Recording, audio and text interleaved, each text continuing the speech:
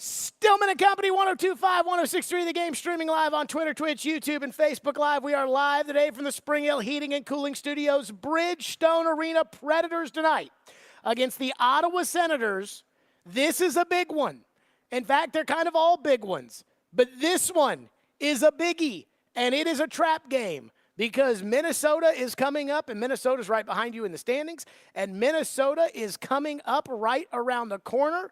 And so you had the long road trip, the excitement, then you win all those games, and then you come back home. You're here for, 15 hours or however long they've been back in town, 20 hours, and you turn around and play Ottawa.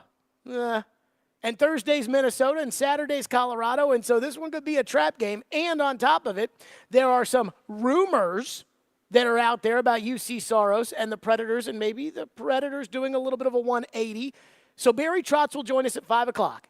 And, Ian, guess what we are going to do when Barry Trotz sits down right here with this new report that just came out this afternoon from the Daily Faceoff that the Predators are not going to trade Soros? Guess what we're going to do at 5 o'clock?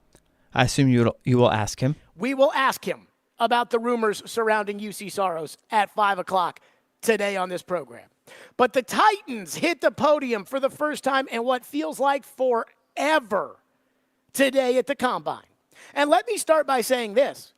I thought Ran Carthon, and I not only listened to Ran Carthon do his local press conference, his national Combine press conference, and his interview on Chasing Big Joe today, but I thought for the most part Ran Carthon avoided any flubs. I thought that he actually did a decent job. I felt like he gave us some information. I feel like he was honest. He was asked about Andre Dillard, and he said, there's no secret that he struggled last year, so we'll see.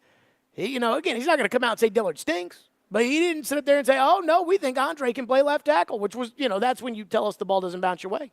So I'm going to give credit where credit's due with Ran Carthon because I thought he did a decent job today. And I know people will say, I don't care about press conferences, and I don't. Look, man, in order to execute a vision, you have to be able to articulate it. And so today, I thought Ran Carthon did a good job. Now, there is one thing that I was starting to feel very certain about almost as soon as Ran Carthon took the podium. And that was that the Tennessee Titans were going to draft a wide receiver with the 7th overall pick. In fact, here's a couple of Ran cuts. He was asked about, how do you pick between a wide receiver and a left tackle? Because everybody in their grandma knows that the Titans are probably looking at one of 4 players with the 7th pick. Olu Fashanu out of Penn State, the left tackle. Joe Alt, the left tackle out of Notre Dame. Roma Dunze, the wide receiver out of LSU. Malik Neighbors out of LSU. And Roma Dunze out of Washington. And so he was asked kind of about the strategy between wide receivers and offensive line, and Ran Carthon said this. If you look at it strategically, it's about, the value, right? So if you're sitting there and there's a receiver there, knowing that there's a deep O-line class, it's like, all right, where can we, supplement this position, later? So it's about playing those two parts off of each other, whether that's in free agency as well, in the draft. So it's about trying to mix and match those two pieces. So if we take a receiver in the first round, we look at the depth of the tackle position, and we kind of seemed like a little bit of a hint. Also, when it comes to the wide receiver room, the one that people have said, well, maybe they can, just keep Traylon Burks as a starting receiver and see if Brian Callahan can get the most out of him. And Ran Carthon shut that down today, saying, no, there's going to be some changes in that wide receiver room. If you look at where Cali comes from, right, you have 3 to 4 guys that are in there a lot. And that are producers, and that's the receiver room is where we're going to continue to look to add some playmakers. Like I said before, we're looking to add playmakers, on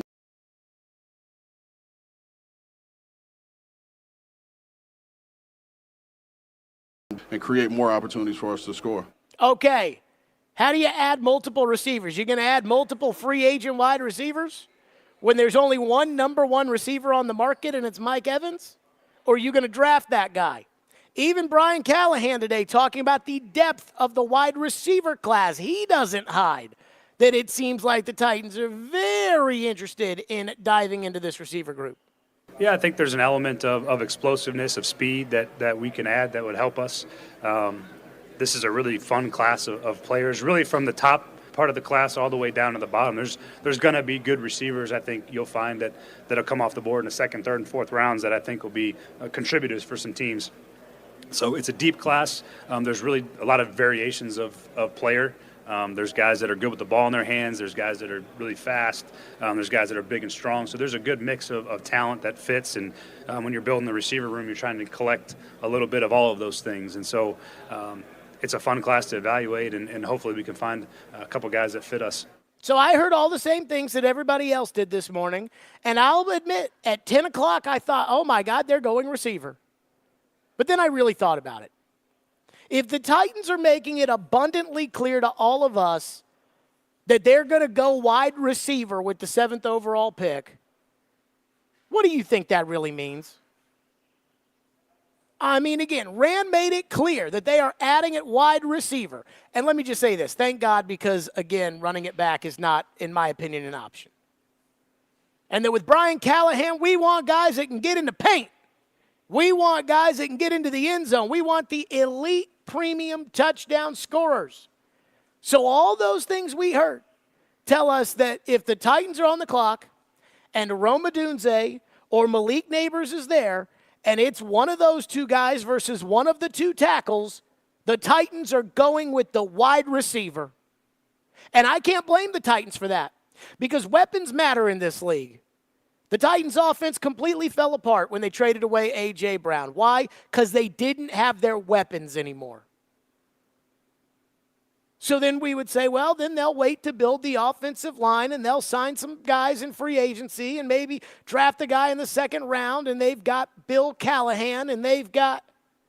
So, again, the way the Titans made it sound this morning is that for the Alton Fashanu crowd, you better hope that it goes wide receiver 4, 5, 6, or the Titans at 7 are, bam, popping one of those receivers.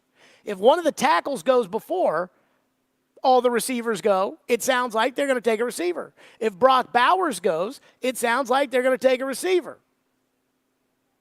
They're going to go with the Bengals strategy, supposedly, that there's only one way we can get Jamar Chase, and it's to draft him, and we'll figure the line out later.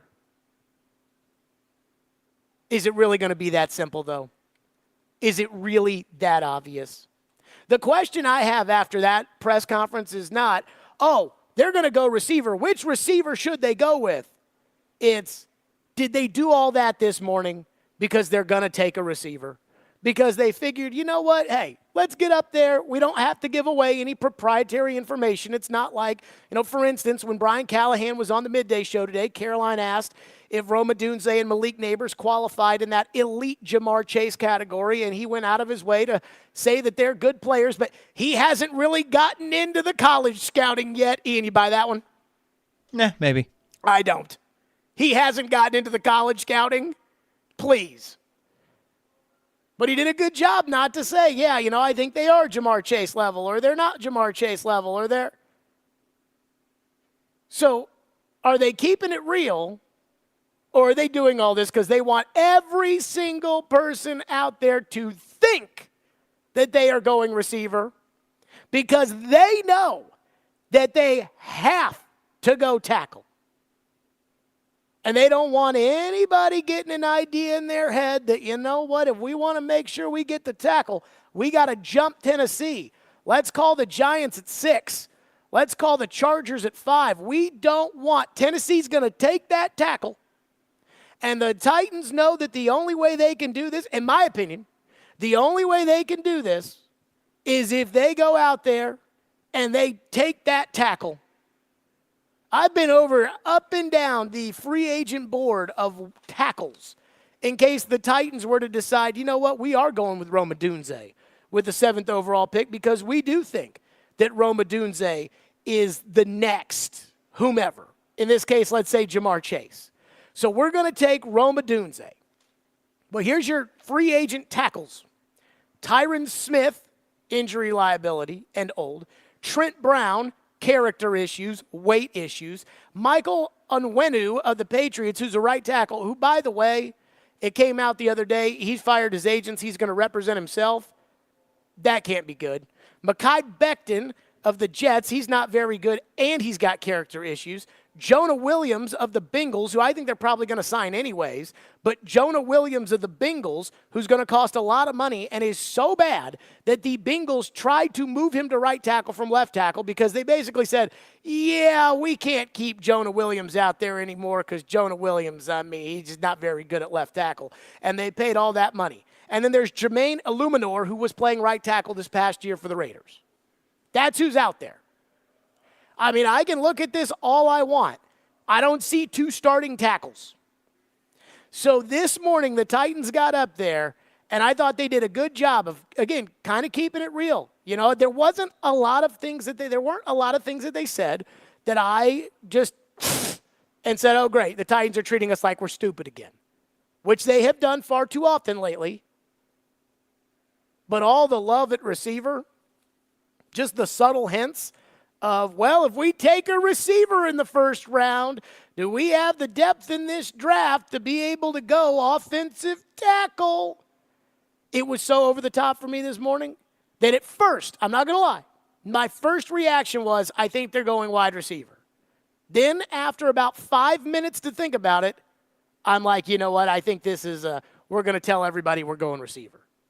Because there's 2 tackles, and because the Titans know they have to end up with one of the 2. I've listened to all these mock drafts that, former general managers or draft gurus do. I don't care about, some random Scarbini mock draft, but I'm talking about the main guys, right? Like Mel Kiper, Daniel Jeremiah, or Rick Spielman's a former general manager. And every time the Titans come up, not that these guys cover the Titans or care about the Titans or that the bulk of the audience that is listening to a football draft podcast cares about what the Titans are going to do, and I do recognize that. But as much as I listen to that stuff, it's always, all right, Tennessee Titans at 7.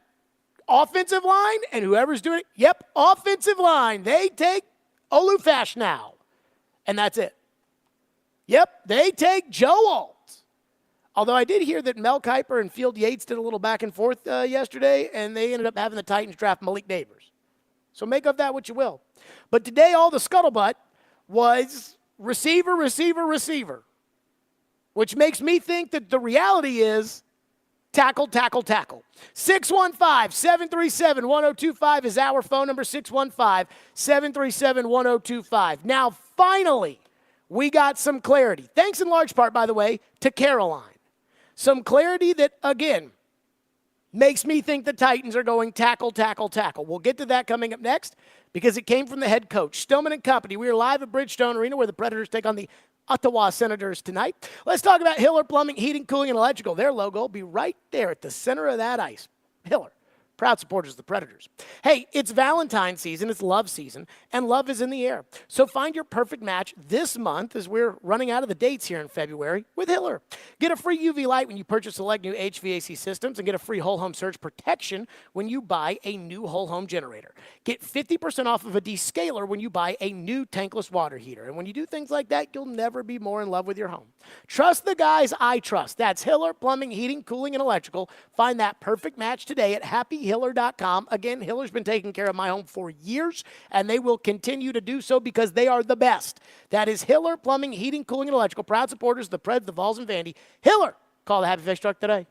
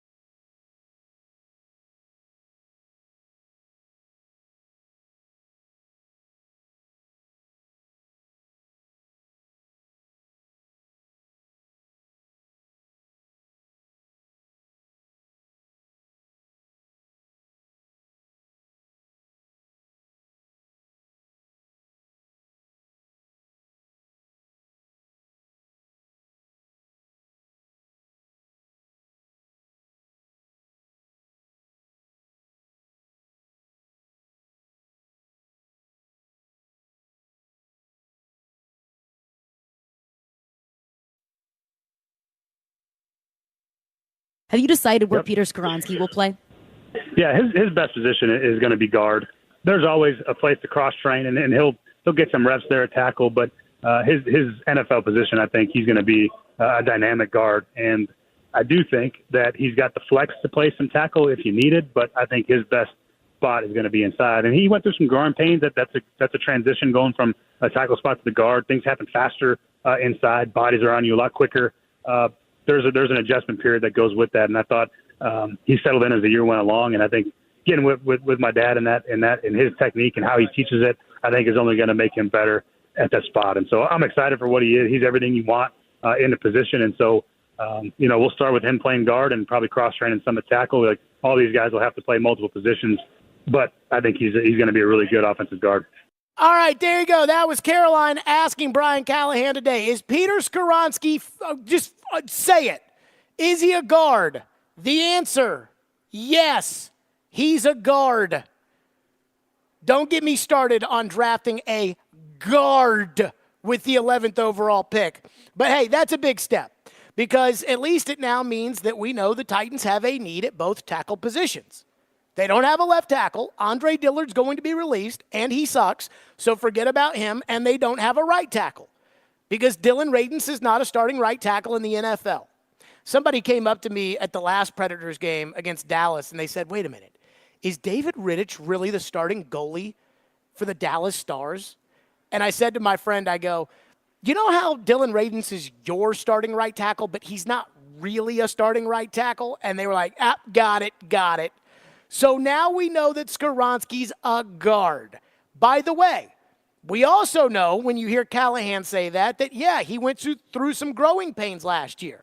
For everybody during the season that said, oh, Jared Stillman doesn't understand football when he says Peter Skoronski's not playing that well, boo-hoo. No. I was right. Now, that doesn't mean that he won't be good. I have no idea if he'll be good. And I certainly think he's got a much better chance when it comes to Bill Callahan coaching him than he does Jason Hoteling. But the Titans now need 2 tackles. So while the Titans can sit there at the podium today and talk about receiver and how important the receiver is and everything else, again, the Titans don't just need 1 tackle. They need 2 starting NFL tackles. So what does that mean? The first thing we've established is it feels incredibly likely that the Tennessee Titans are going to draft either Joe Alt or Olu Fashanu with the 7th overall pick. Now, will we look back on this 6 years from now and say, oh my God, what a stupid freaking decision that was? Congratulations, you needed a tackle, so you drafted a tackle with the 7th overall pick. You passed on Malik Neighbors, and he's the next Jerry Rice. I don't know. Will Brock Bowers be one of these guys like Kittle and Kelsey that can get their team to the Super Bowl? Because even though they're technically a wide receiver, they're really not a wide receiver. They're definitely more than just a wide receiver. But the Titans have to go tackle, so they got to take them because seems like that's the first thing. Is there more, I'd say 90% now probably taking one of those 2 left tackles with that pick. The second thing is this. I think Jonah Williams is going to be a Tennessee Titan. Now, Pro Football Focus, and this was before the cap went up, but Pro Football Focus put out their expectation for a contract for Jonah Williams, the former right and left tackle of the Bengals, at 4 years, $64 million and 40 guaranteed. And guess what? He's not even that good. Because if he was that good, Cincinnati would have kept him at left tackle, and they wouldn't have paid Orlando Brown Jr. $1 gazillion to come in and play that position. Also, Orlando Brown Jr. played right tackle with the Ravens, so if Jonah Williams was a good left tackle, then they would have paid Orlando Brown Jr. $1 gazillion to play him at right tackle. And they didn't. They moved Jonah Williams over. And he's not even that good. And he's probably going to be a Titan.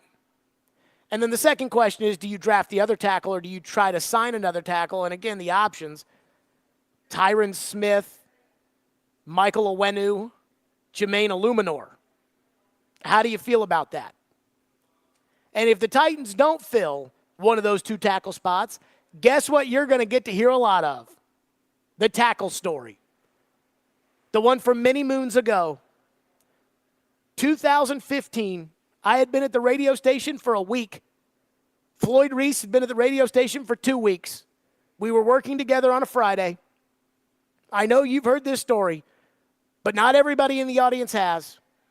And I just have to reiterate the fact that this is reality right now because you don't have any tackles.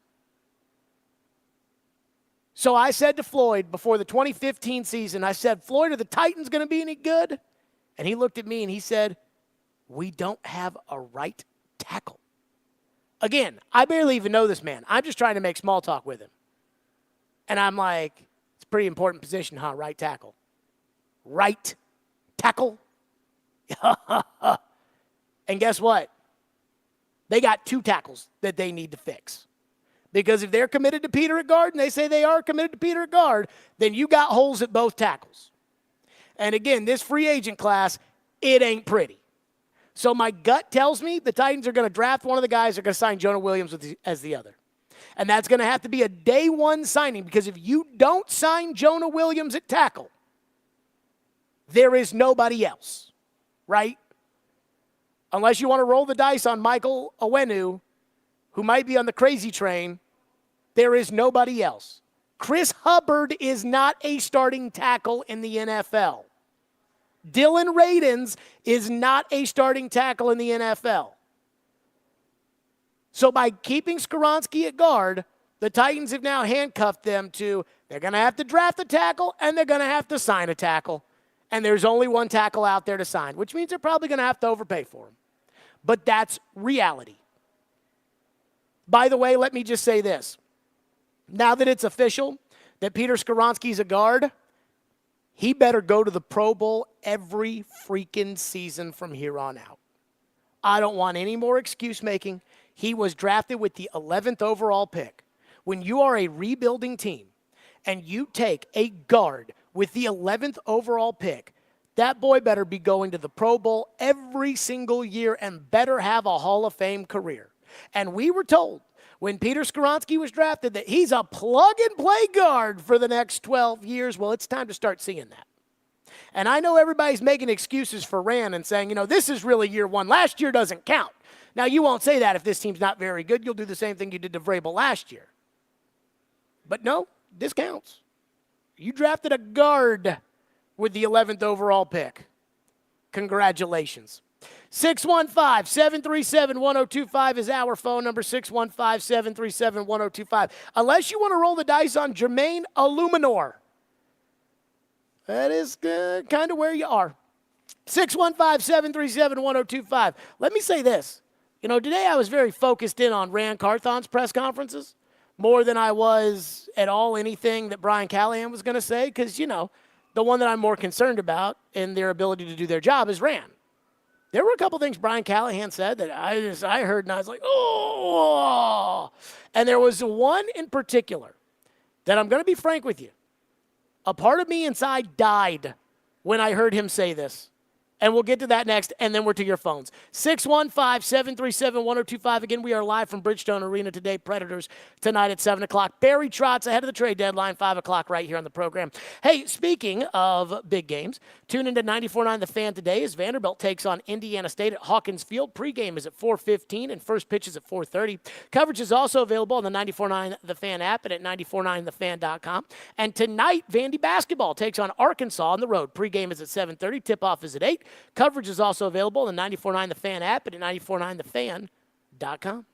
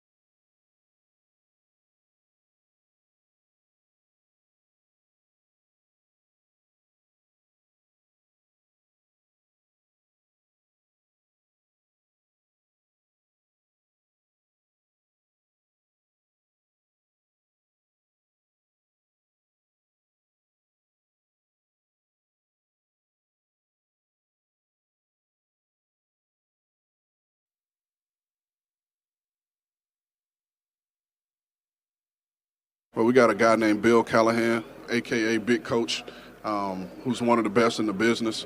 And I really wish you guys could have seen his profile tape, meeting. It was a clinic. It was a clinic, and everyone left out of there minds blown and coming to the realization that we still got a lot to learn, to come in and what it's going to take to play for him. But I think for a guy like that who's been such a strong developer, of talent at the O-line position, it gives us a little leeway, to bring some guys in and him having a plan on how to develop those guys and get them out on the field. We got Big Coach. That's right, Bill Callahan. Now, I'm not going to lie. When I heard that, I'm like, amen, brother.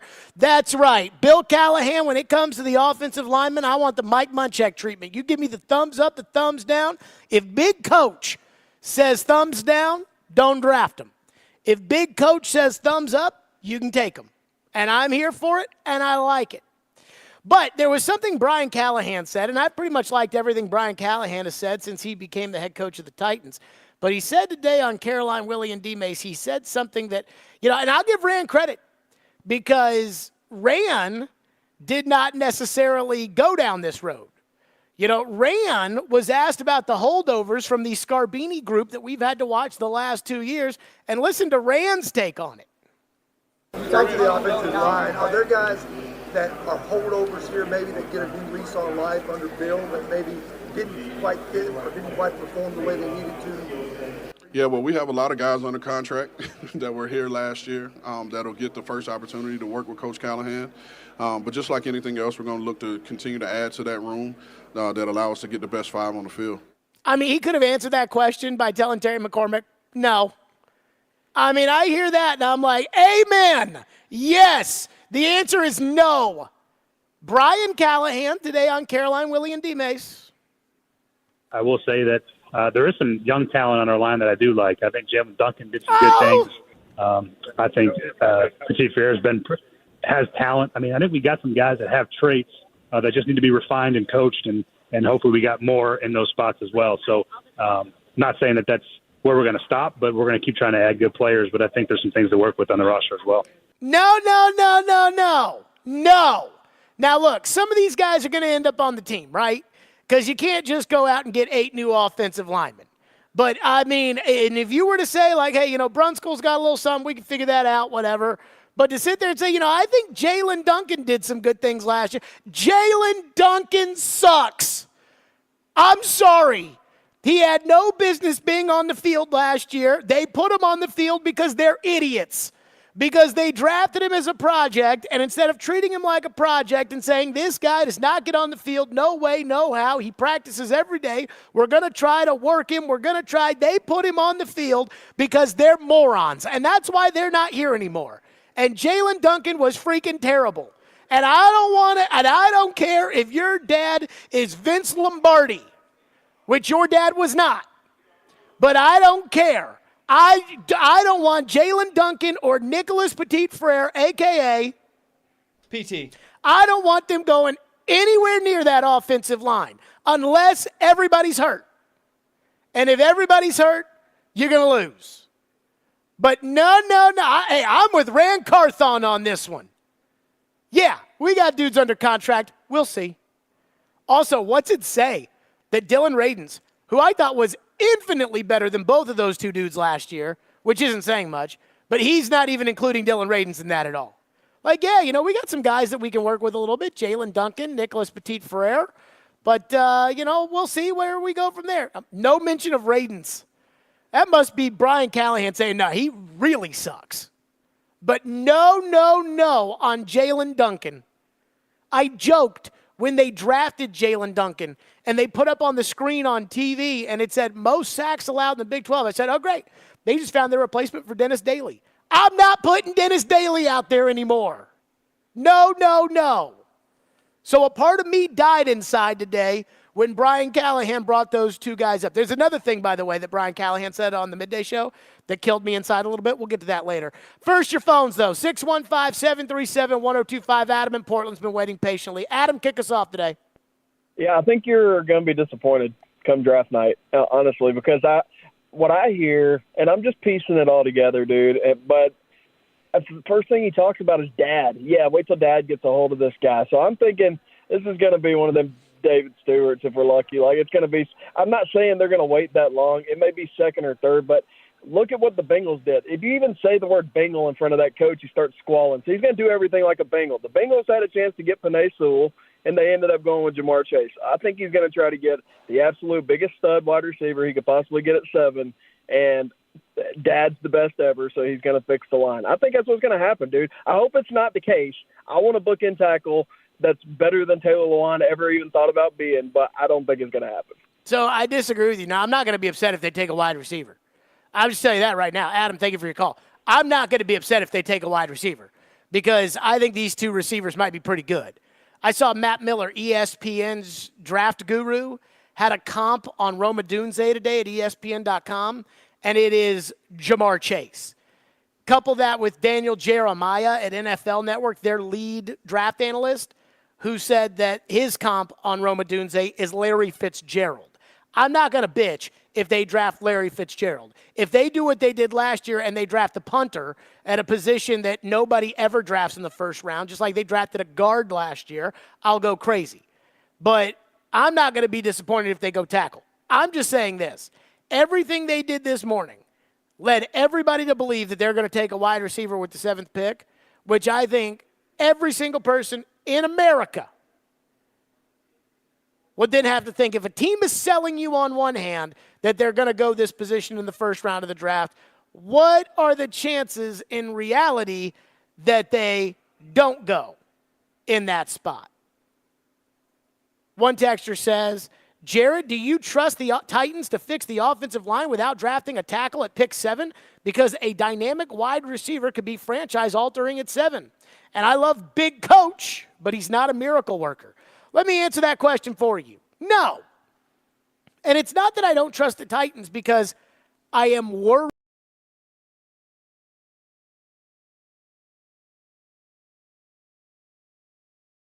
I am more so concerned about the fact that there's not any tackles out there. That's the problem. That's why you don't draft a guard at 11. Because last year, if the Titans had decided, you know what, and again, it's spilt milk. There's nothing you can do about it. Skoronski's going to play left guard. They clearly don't think that his arm length is good enough for him to play tackle. It is what it is. Brian Callahan didn't make that decision. He can't come in here and undo it. And so I'm going to stop bitching about it. But if you go back to last year and you draft, say, Broderick Jones at right tackle, who I think did a pretty good job when the Steelers put him in there. If you draft Broderick Jones, now you can sign a guard in free agency, which there are plenty, and you don't need 2 tackles, you only need 1 tackle. Instead, they have to find 2 tackles, which is why I think it's almost inevitable that the Titans are for sure going to sign Jonah Williams. And if Pro Football Focus says it's going to cost $40 million guaranteed, it's probably really going to cost $45. Because on a market where there's just no tackles, right? Again, Jonah Williams' issue is that he's not that good. And again, the key word with what I just said was that. He's not that good. He's okay, right? Like he starts a little bit, which is better than I can say for the other guys. Tyron Smith in Dallas, always hurt. That is a red flag. Teams that are like, hey, we got to buy a tackle, they're going to say, if we spend on Tyron Smith and he plays 6 games, what are we going to do? So he's out. As far as people that you would just say, okay, they got to have this tackle. Tyron Smith, Dallas, he's out. Trent Brown, Patriots, bad attitude, lazy, weight problems, he's out. Michael Owenu had 1 good year last year at right tackle. He may get franchise tagged. And on top of it, he just fired his agents. That's a red flag. So he could be in the mix. Keep him on one hand, but we'll see. Mekhi Becton, not very good with the Jets, and he's got weight issues, character issues. The old saying is, dumb guys stay dumb, fat guys stay fat, and injured guys stay injured. Jonah Williams, again, comes into the league, plays 10 games. That second year, I guess he was hurt his first year. His second year plays 10 games, probably coming back from injury. 16, 16, 17. He plays, which, again, in this league. Got to give him credit for that. That's it. There's no tackles out there. So when you're like, do you trust them to do it? No, because there's just not the resources to do it. And especially if they don't go and draft the wide receiver. If they draft the receiver, then I don't know where they're finding 2 tackles from. And I already told the right tackle story once today. I'm not going to tell it again. Oof. Texter says, if the Titans take Adunze or Neighbors at 7, coupled with Rand's comments about receivers that you played at the start of the show, that means that Treylon Burks will not be on the team in September. Treylon Burks will be on the team in September, unless they trade him. Like, I could see the Titans saying, hey, we want to get faster, and so let's make a move with the Giants, and we'll trade you Burks. And again, half the Titans coaching staff went to the Giants. So we'll trade you Burks, and you give us Wan'Dale Robinson, and there's another pick in there some way, somehow. Like, that I could see happening. Other than that, the Titans are not releasing Treylon Burks. That I can promise you right now.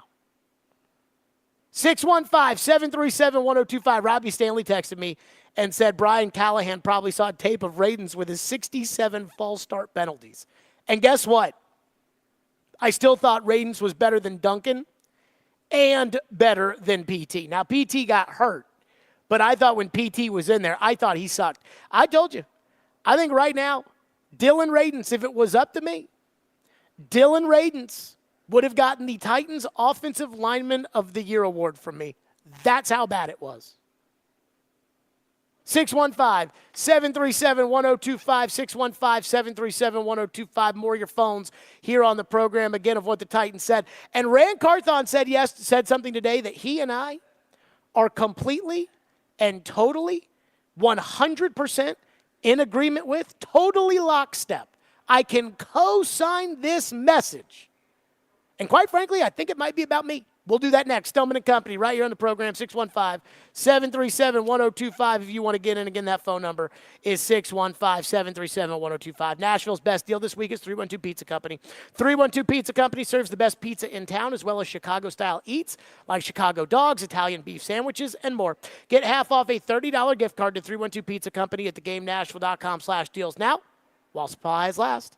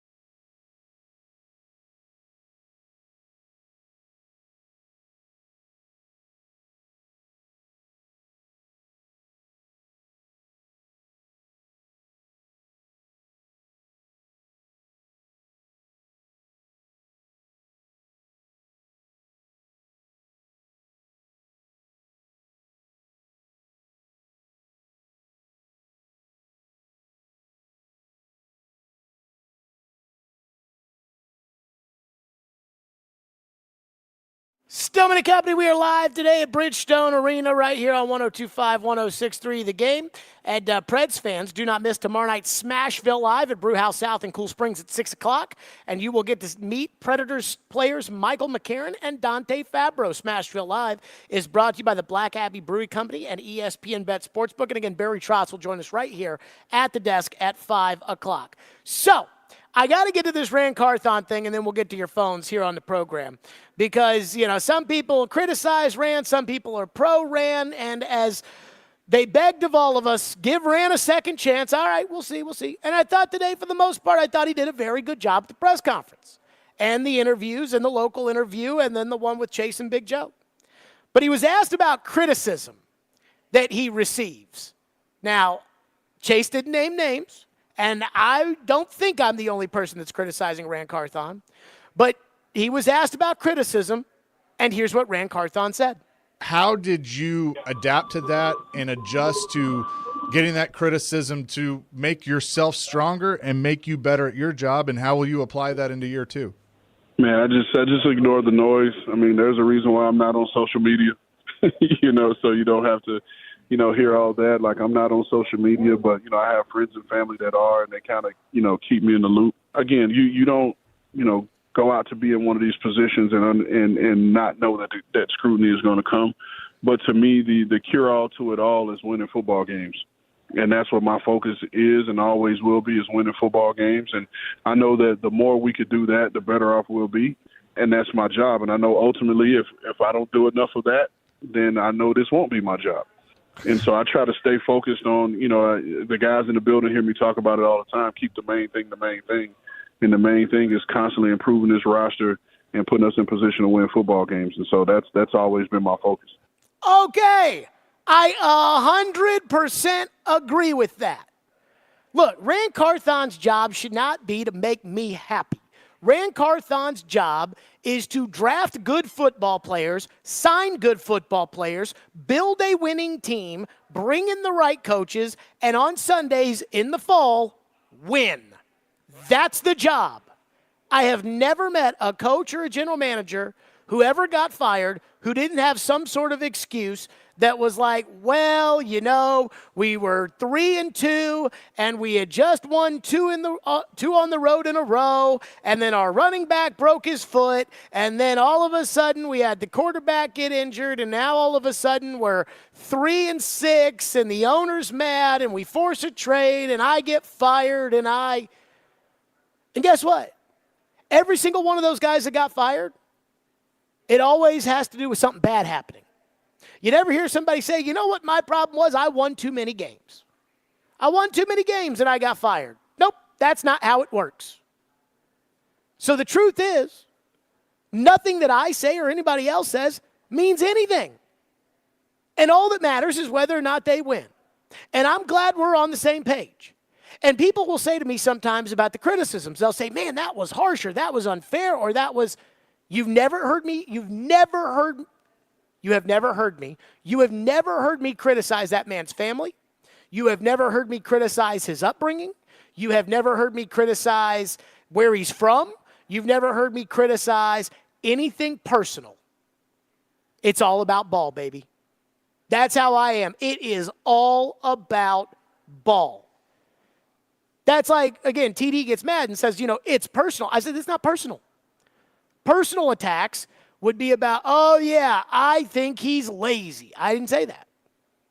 That's not, I think that, he's not a good parent. That's a personal attack. You don't hear that from me. He gave Aaron Brewer $4.3 million. That I don't like. That's difference. And he's right. Keep the main thing, and the main thing is go win football games. And I'll just say this. I think there's a lot of people out there that think that I am so in love with my own opinions and so in love with the idea of me being right that I would sacrifice my football team winning games in order to be right about an opinion. And I can't tell you guys how far from the truth that is. I told the Titans yesterday. I said, look, I'll tell you right now, if the Titans win the Super Bowl, and Terry Bradshaw is giving Ran Carthon the Lombardi Trophy, and Ran takes the microphone and says, Terry, thank you First, I want to say, screw you, Jared Stillman. Guess what? I'll be in section 216 or whatever section I'll be in at the Super Bowl. I'll be in whatever section. Probably will spend $5,000 a ticket in order to sit there to be celebrating my team having won the Super Bowl. I won't give a rat's ass. I'll be so happy my team won the Super Bowl. So I'm glad that Ran and I are on the same page when it comes to the criticism. And I hope everybody else is too.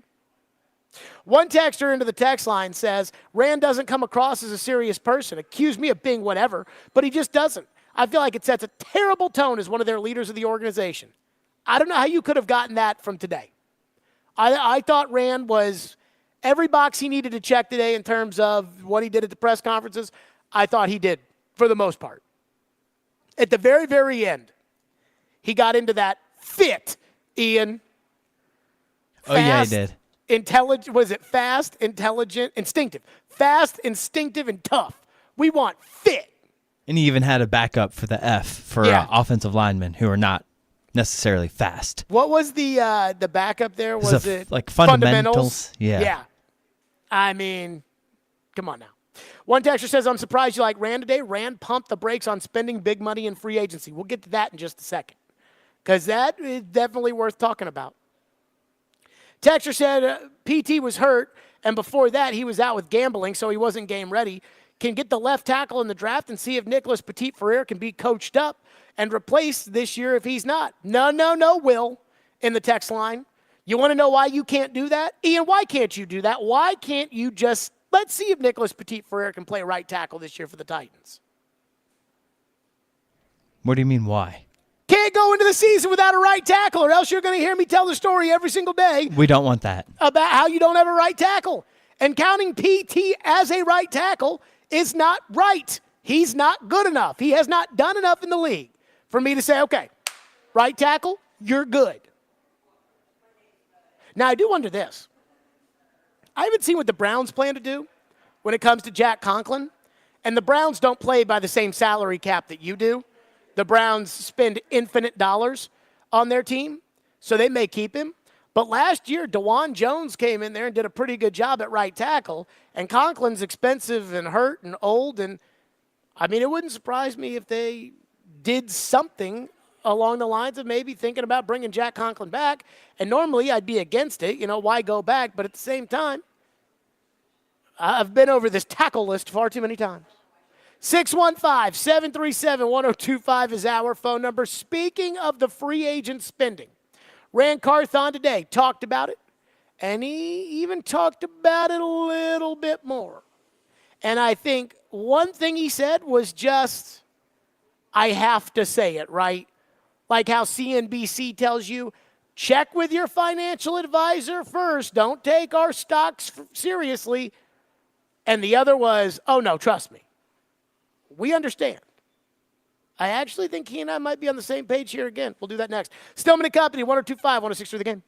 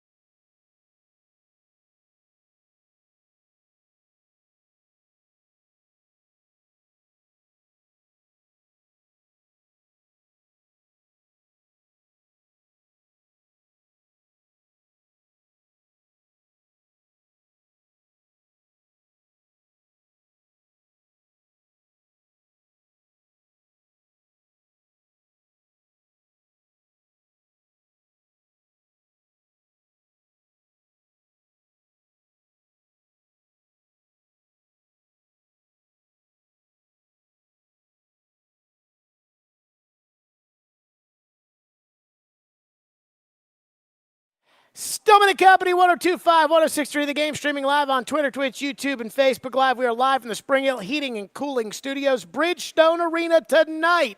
The Predators and the Ottawa Senators at 7 o'clock. Barry Trotz with us at 5. There are some rumors that are out there. Daily Faceoff said, the Predators have said they're not trading UC Saros. Guess what? At 5 o'clock, we will ask Barry Trotz about that directly. But the Titans today were at the Combine and speaking for the first time in what feels like forever. And Ran Carthon was asked about all the cap space that the Titans are going to have. And I don't know about you guys, but I've heard this way too often when it comes to the Titans and spending their money. But he indicated, hey, we have to be smart. It's a lot of cap space. I know that's what everyone is talking about and how much we have, but we have to spend wisely. We don't want to just load up and just go, and spend money. Again, we're trying to build a long-term, consistent thing, and you can't do that spending all $90 million out front. We got to be patient. We got to position ourselves that there are going to be guys that come free in June and July, like when we got D-Hop, that we have to have the space for and be able to afford it. And plus, we have to have money for operating costs moving forward throughout the fall, which I think for most of the season we were in the top 5 and having space available. So. We plan to be active, but we're going to be patient and let everything come to us. Okay. So a lot of people probably heard that and thought, oh, Jared's going to be mad because Ran Carthon came out and he said right then and there, he said, we got to make sure we have money to operate with during the season. We can't spend all the $90 million one place, one time. I use Peloton, right? And when you log on to Peloton, they put up a little disclaimer, basically that says, if you feel any sort of feeling at all, contact your doctor right away, right? If you feel a shortness of breath, if you check with your medical professional before beginning this bike workout. Now, how many people ride Peloton every day? 1 million? I don't know. I do not call my doctor before I hop on every single day. And to me, that's what that was with Ran Carthon. It was the disclaimer. It was the, hey, we got to be smart about how we spend it. We got to be prepared down the road. We got to be. But he was on Chase and Big Joe, and Chase asked the question, if there's a guy you really want, are you going to spend the money to be able to get him? Do you subscribe to the fact that you might have to pay a little bit more than the sticker price or that you wanted to, but if that guy is worth it, that you and Amy are willing to do it? Yeah, absolutely. But I look at it like this. The market is the market, right? I hear, obviously I'm new to Nashville, but I hear people talk about the housing market and the cost of homes of what it used to be in Nashville versus what it is now, and at the end of the day, you have to pay what the market dictates. However, you can look at it as the average per year, or you can look at it as the percentage of the cap. And usually the percentage of the caps are numbers that kind of stay consistent, on how positions are valued. So however you choose to look at it, you look at it. But like you said, if there's a guy that we covet, that we really feel like can help our program grow and that can add value to our program, we're going to, try our damnedest to get him signed. Okay. The very, very beginning of that answer was the most important thing. Ian, can we get Chase's question and the very first thing Ran said right there? Do you subscribe to the fact that you might have to pay a little bit more than the sticker price or that you wanted to, but if that guy is worth it, that you and Amy are willing to do it? Yeah, absolutely. Stop. That's it. Absolutely. If we got to pay a guy, we'll pay a guy. That's all I needed to know.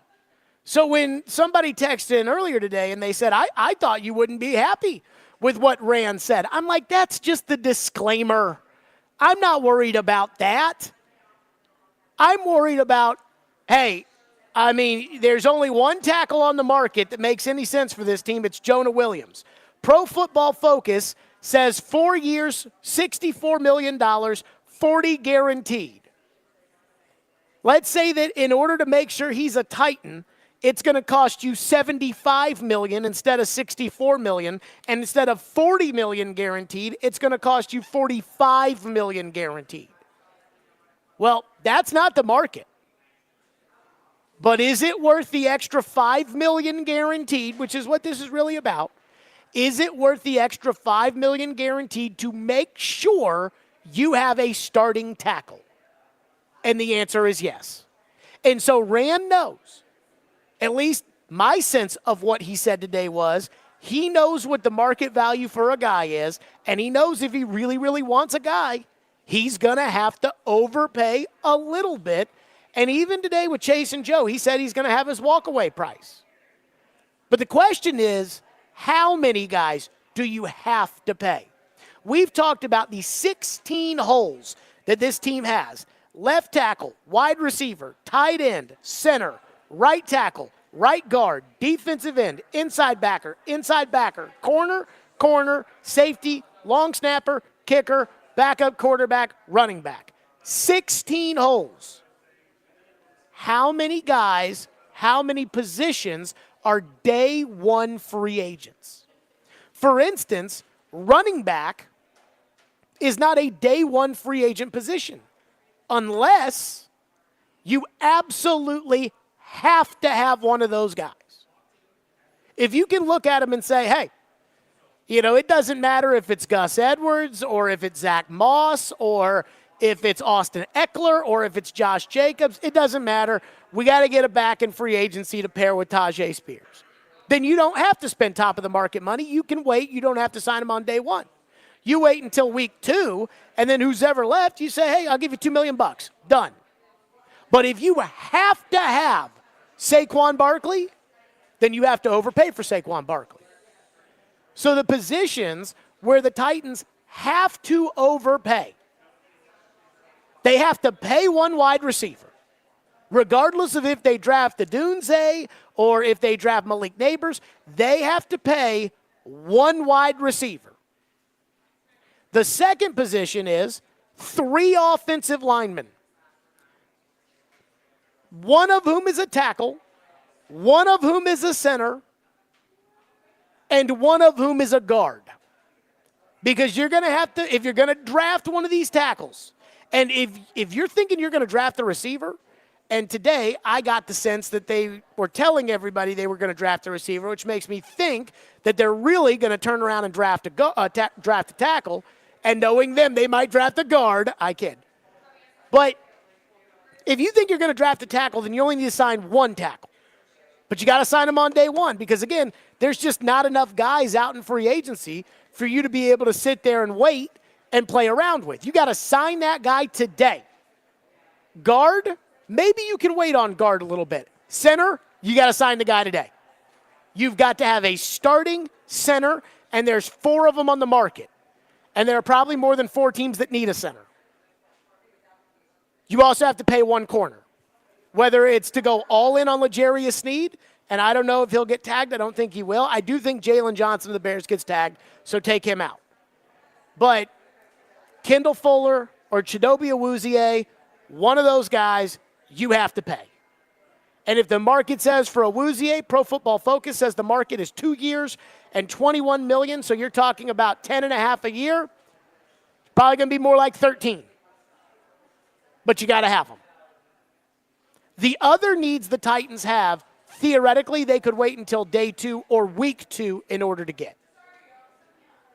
Again, defensive end, for instance, Danico Autry might still be available week 2 of free agency. And then the price goes down. You sign that guy. Safety, right? Where a lot of people are like, oh, Jared, we got to bring back that Scarbini, Kayvon Wallace. I'm like, okay. If you want to get a real safety, like a real NFL starting safety, you're going to have to spend some more money. But there are going to be so many safeties on the market that you can probably wait. And then once the first wave is gone and the real money's out of there, and all of a sudden Geno Stone is still sitting out in free agency, or C.J. Gardner-Johnson is still sitting out there in free agency, day 2, day 4, week 2, then you sign them. But again, the thing that was most important to me was Chase saying, if there's a guy that you have to have, like Jonah Williams, like one of the centers, Lloyd Cushenberry or Tyler Biadasz, if there's a guy you have to have, are you willing to pay above sticker in order to get him? And Ran said, absolutely. That's all I needed to hear. Because while, again, it is very disclaimer of him to say, well, we're going to have money to sign the rookie class, and, well, we're going to have money to sign guys down the road in June and July, and, well, we're going to have to sign money to operate throughout the course of the year because if our starting running back tears his ACL in week 2, we're going to have to sign a guy from the practice squad and move somebody. That's all basic stuff that, everybody knows. But again, the question is, if you've got to have it, will you pay for it? He said absolutely. 615-737-1025 is our phone number, 615-737-1025. There was a position that I've been very big on, that I think the Titans need to address.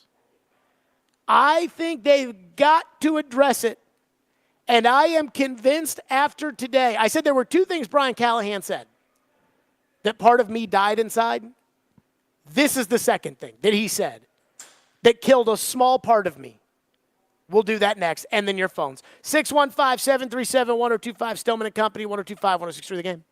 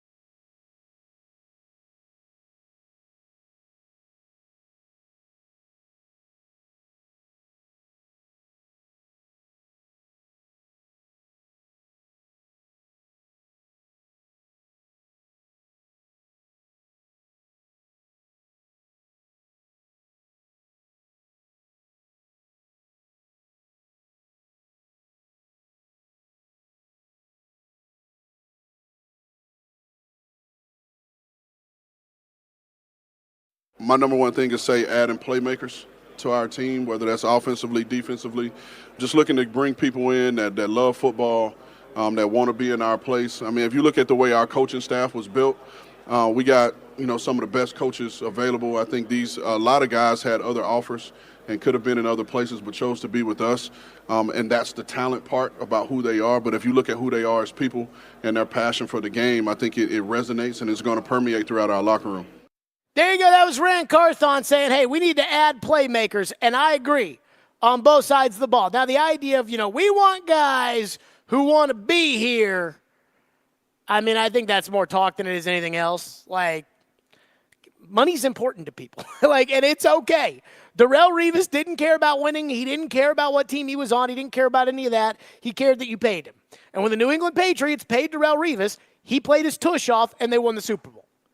And there are some guys that are built like that. That's okay. One position that I have been just hammering and hammering and hammering and hammering that I don't think is good enough is tight end.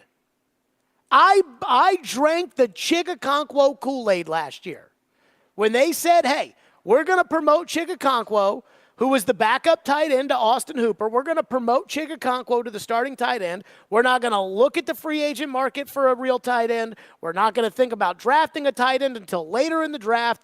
We're fine with Chig and Trevon Wesco and whoever else was there. We're fine with that group. Don't worry about it. I was very cautious. I was like, are you sure? And TD told me, oh, no, I'm sure. So, okay. Then I went out to training camp. And I saw Chigakonkwo every day. And I was like, folks, Chig's about to bust out. Chig's about to be one of those kind of guys. And then Chig wasn't. Chig was terrible last year. His Pro Football Focus numbers, he was the 32nd best tight end in the NFL. That's not good enough. Chig's grade as a rookie, according to Pro Football Focus, was 75.4. Good. Yards per reception, 14. Last year, 62.1 yards per reception, 9.8. The biggest problem was he dropped the freaking football too much. PFF had him with 6 drops. I mean, it had to be more than 6. I can think of 5 off the top of my head. So I'm not a huge Chigakonkwo guy. And there are good free agent tight ends on the market. Dalton Schultz, for instance, is the 14th best tight end according to Pro Football Focus. Hunter Henry is 19th. Noah Fant is 30th, which is not that much better than Chig, but I'll still take the pedigree and the experience of Noah Fant over the drops that I saw last year with Chig. But today, D. Mace asked Brian Callahan about the tight end position, and I'm sorry, but I don't think Brian Callahan left any doubt about how he feels. Yeah, I'm actually really excited about that position. I mean, those are 2 young players. I've always felt like it takes tight ends usually between 3 and 4 years to really come into their own. It's a hard position to play because they got to do all the stuff in the run game. They have to be in the pass game. They got to know protections. That position probably has to know more of the offensive scheme than any position on the roster because of just the versatility that they have. And so to see what Chig's done in his career, to see the flashes and potential of an athlete like Josh, those are 2 young, talented players that we have to get the most out of. And I think we can find great ways to use them because just like any talented player, you find a way to put them in great position to go win matchups. And that's our job as coaches. But I think those guys are both capable of doing that at the tight end spot and can do some of the other things required of the position in the blocking and protection game. When you have a dynamic pass catcher at tight end, you find every which way you can to use them. There's not a lot of them out there, but there is some, the Travis Kelce's of the world. But those guys are so dynamic that they force you to find ways to be creative and get them in spots that they can make an impact. And but I'm of all the positions with young players on our team, the tight end group with those 2 guys in particular is really exciting. And I think having J.O. there, Justin Outen, coach that group kind of back to what he's been used to doing over his career, I think will really help those guys grow. Hate it. I got to tell you, after listening to that, I must be mistaken. Chig might be Shannon Sharp. I mean, I don't trust those guys. Chig last year was given the number 1 job, and he stunk. And Josh Wiley, he gets hurt too much. I looked it up today.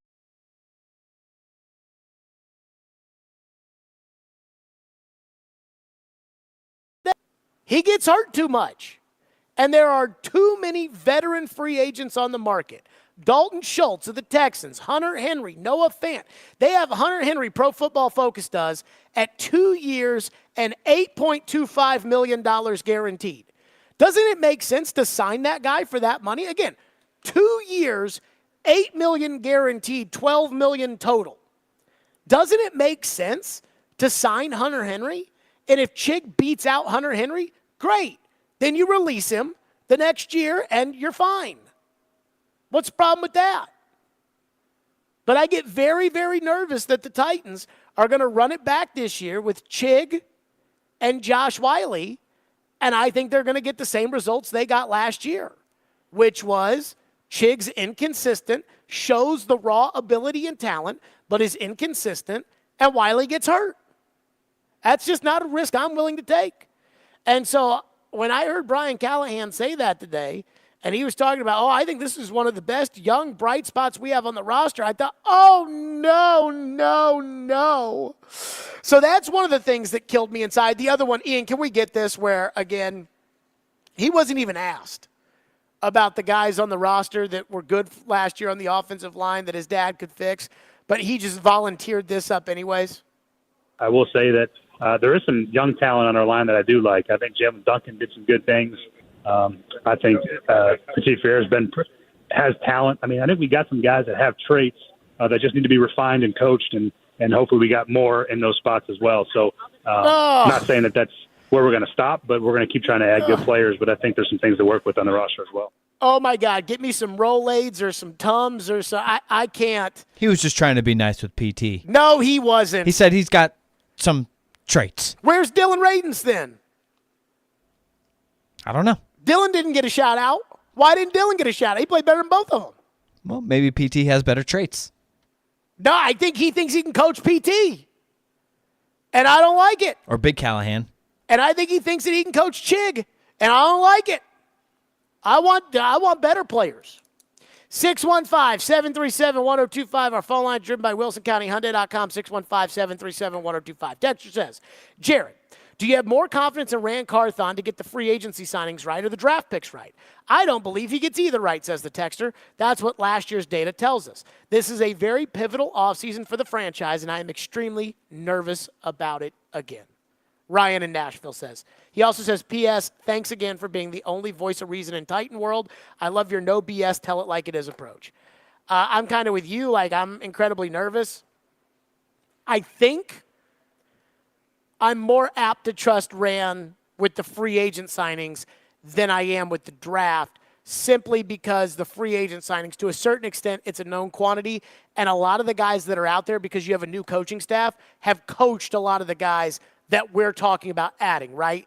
Chris Harris has coached Kendall Fuller. Brian Callahan has coached Chidobe Awuzie and Jonah Williams. Nick Holtz has coached Calvin Ridley. Bill Callahan has coached on the offensive line for 55 years. So that to me is at least, that gives me probably more faith in free agency, and they got a ton of money. You know, one way, whether you want to talk about cash or cap, I don't give a rat's ass about the cap. But if you want to talk about the cash, they got a lot of it. Or at least they should. Texter says, did you agree with Rand's comment about the value in the first round of the picks? Why is it the Titans seem to always be looking at the best deal when they set the prices? So I think those are two different things. I did hear him. In fact, I don't even know if I really, I took note of everything that he said today, he and Callahan. And what I do is I write down what the question is in blue. I write down what they say in green. And then if I have an opinion on what they say, I write in red. And I think when Rand was talking about the value of the picks and everything else, I, didn't even really think much about it. I mean, look, you got to get good. If you're drafting 7th overall, you got to get a star player. You got to get a star player. And if you don't, your team will be picking high again, and you won't be doing the picking. 615-737-1025. More of your phones. 615-737-1025 here on the program. Coming up next, the latest on Derrick Henry. Because what Rand said today did not offer much. But given what he said and the timing around it, it does put me in a certain, it does swing me one way or the other. Not what he said. but the context of what he said. We'll do that next. Stillman and Company, 615-737-1025, 1025, 1063 The Game.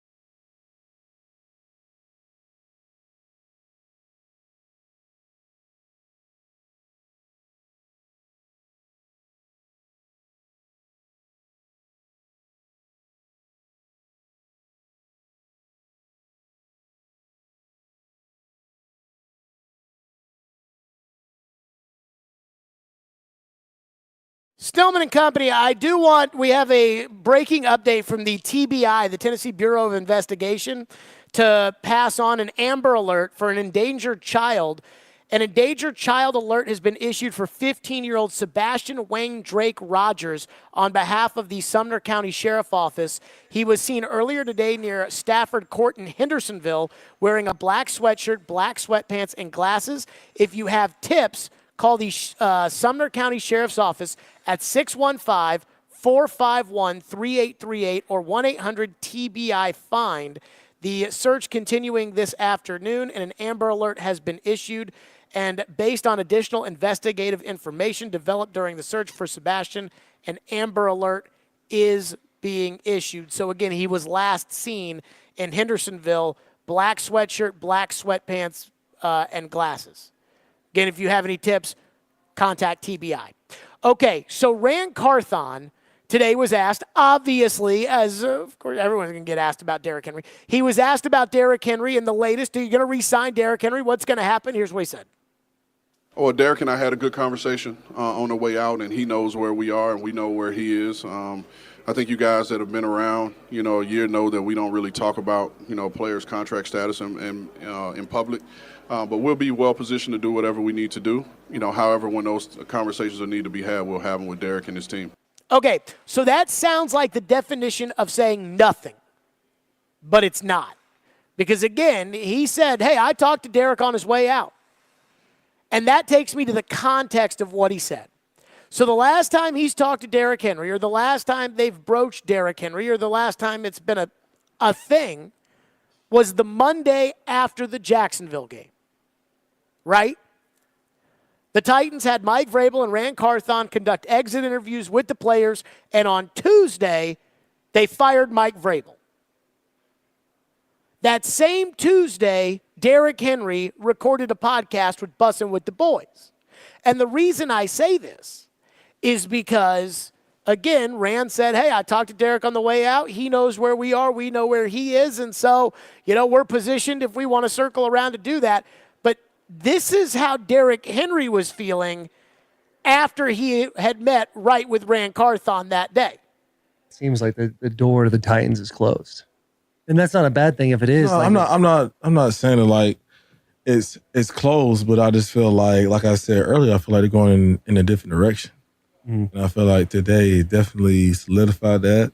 And that's okay. That happens. That's the nature of the business. We want something to last for forever. Nothing does, especially in this business. So Derrick Henry was saying right after he talked to Ran Carthon, like, hey, fans, nothing lasts forever, guys, and it's okay. It's okay.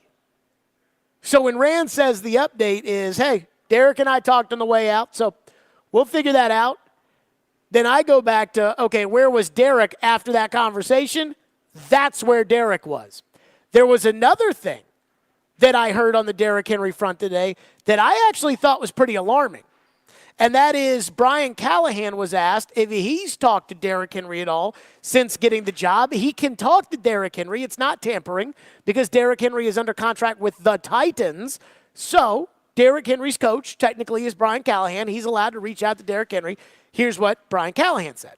I've reached out. I know J.O.'s reached out as well. But, he's going through. He was at the Pro Bowl. I didn't want to bother him. There's a lot of stuff going on, the Super Bowl.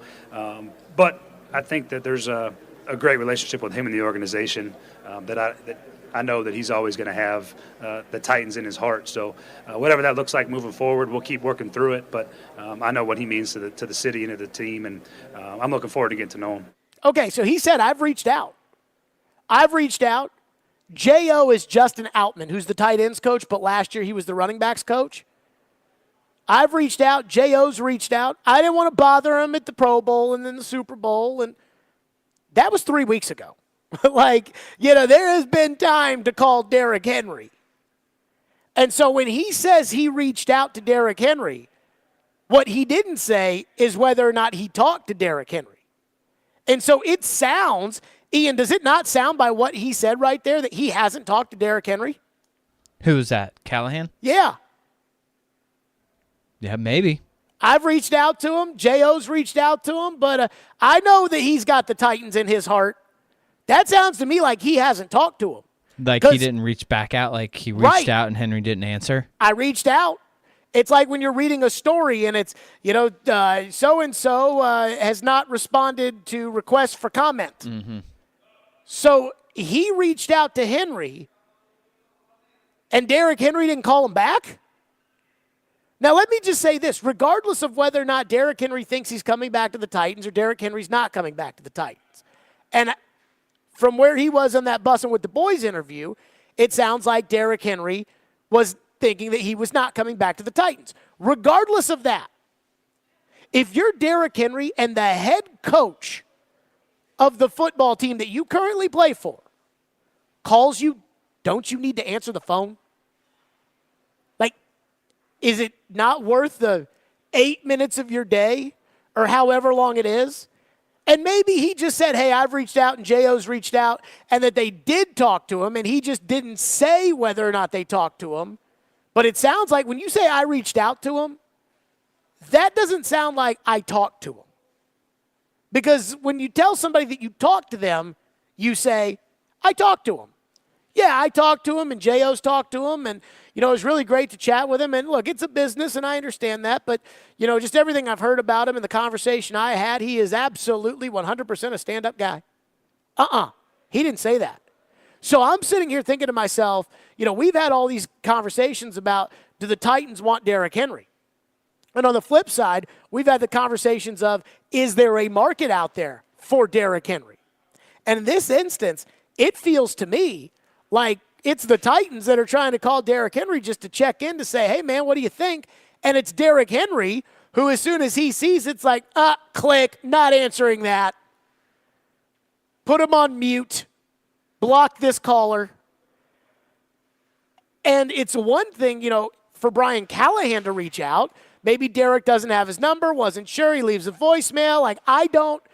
If you leave me a voicemail, you're not going to get through to me. Send me a text message. And so I get that.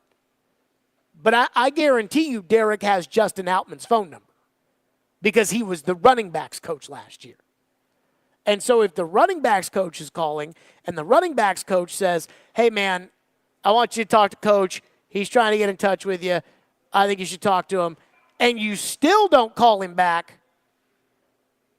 well, that's a pretty strong message. And I can't imagine, though, that Derrick Henry would do that because Derrick Henry's not stupid. And I don't know where Derrick thinks this gazillion dollars in free agency for him is going to come from. But he might be looking at $4 million offers. $3 million, $4 million. I mean, is he really going to make $10 million on the open market? The Cowboys, there was a report yesterday, they're not even going to pay Tony Pollard that kind of money. So, I heard the Ran thing of I talked to him on the way out, and I know what he said right after he had that conversation with Ran, and the conversation was, fans, it's okay, but I'm probably not coming back to the team. And then the head coach goes, I've reached out. The old running backs coach reached out, but, I know he loves the Titans in his heart. Ugh. One texter says, Derrick Henry was officially a Titan until a week or so ago. When Ran said I talked to him on the way out, he meant much more recently than the Bussin' with the Boys episode. I don't know that that's true because I was told that Derrick Henry can still be tagged by this team, which means that he's still under contract with this football team. And when Ran said that he talked to him on the way out, I think that's exactly what he's referring to as the exit interview. On his way out of town, I talked to him. Because Derrick Henry went to Dallas immediately after the season was over, which is why he did his Bussin' with the Boys interview, and then he was gone. Off to the Pro Bowl, on to Dallas where he trains with the guru, Melvin Sanders, and they do all those crazy workouts. Like, Derrick's moving on. He's gone. So I don't think that Ran has talked to Derrick since the end of the year. One texter says Derrick Henry doesn't want to come back. These past 2 seasons of his career have been wasted. Maybe, but I still think it's a good business decision to take the phone call from the head coach. You don't have to commit to anything that day. He's not calling you that day to try to tell you to come back to the team or to force you to come back to the team.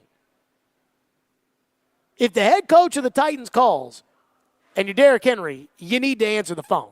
That's all I'll say on that. 615-737-1025 is our phone number, 615-737-1025 if you want to weigh in here on the program. One texter says, Ben says, in my experience, when somebody says they reached out, it means they talked. Otherwise, you would put a disclaimer in saying you never got a hold of them.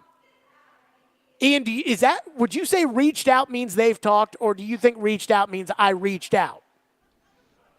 I don't know. I mean, I kind of think he sounded like to me like they reached out and didn't hear back. That's what I think. That's what kind of what it sounded like. So when this texter says, in my experience, when somebody says reached out, it means they talked. No, in my experience, when somebody says they talked, they talk. Mm-hmm. When you reach out to someone, it doesn't necessarily mean you've made contact.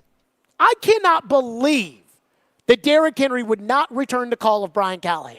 Yeah, that does seem a little bit weird. Like, this is bad business, right?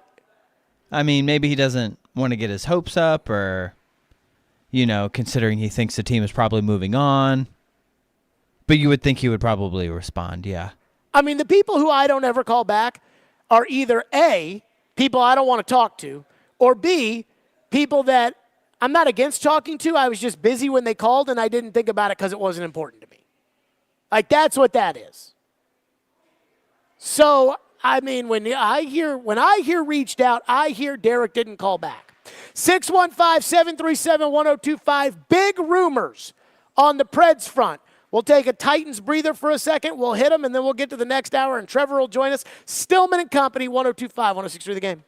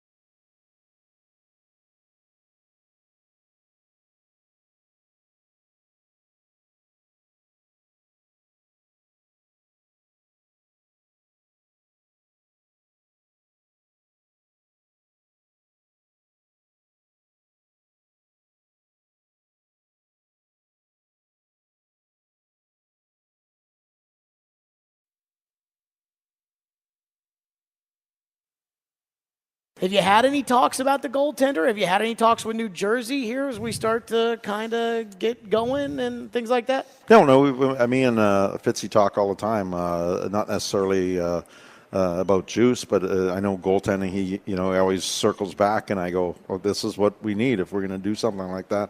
I've made it very public. It has to be something that'll shake me a little bit and make sense for both teams, or I'm not going to. I'm in no hurry to do it. I don't need a goaltender. He does. So I keep reminding him of that. So, he's asset management. He's doing his diligence around the league, and as I said to Juice, unless something knocks me, backwards, I'm always going to let him be in the fold. Barry Trotz on our show 2 weeks ago, and again, Barry Trotz today at 5 o'clock, and the first thing we're going to have to talk to him about is this report from the Daily Faceoff. This is Frank Saravalli. And Ian, Frank Saravalli's a legit dude. Yeah. I mean, this is, what would you say, stronger than a Diana Russini report? Kind of like a Jeremy Fowler report or a Dan Graziano report? Yeah, that sounds about right. Yeah. Okay. Frank Saravalli writes at the Daily Faceoff, quote, all season long there has been question as to whether Saros is actually available. I don't know why there's been a question. He told you right there. I set the asking price really, really high. You pay it, you get him. You don't, you don't. Anywho, Frank writes, GM Barry Trotz told us in November he was looking to sign the 28-year-old backbone of his franchise to an extension. Then reports surfaced that the Predators might have to consider a move. Well, at least one team has been very interested in Saros over the last couple of weeks, believed to be the Devils. Again, I told you guys last Monday the Devils want him bad. But Daily Faceoff sources indicated on Monday that the Predators have told teams that as long as they are in position to make the playoffs, that Saros will not be traded. The usual caveat exists that if the Preds suddenly fall out of the mix over the next 9 days, all bets are off. And, well, never say never if there's an offer they can't refuse. It's complicated with 2020 first-round pick Yaroslav Askarov sporting a .920 save percentage as Milwaukee's won 19 in a row. But the sense is Trotz feels like he owes it to his team to keep Saros. They've also won 5 straight and sit in the final wild card spot. Let me say this.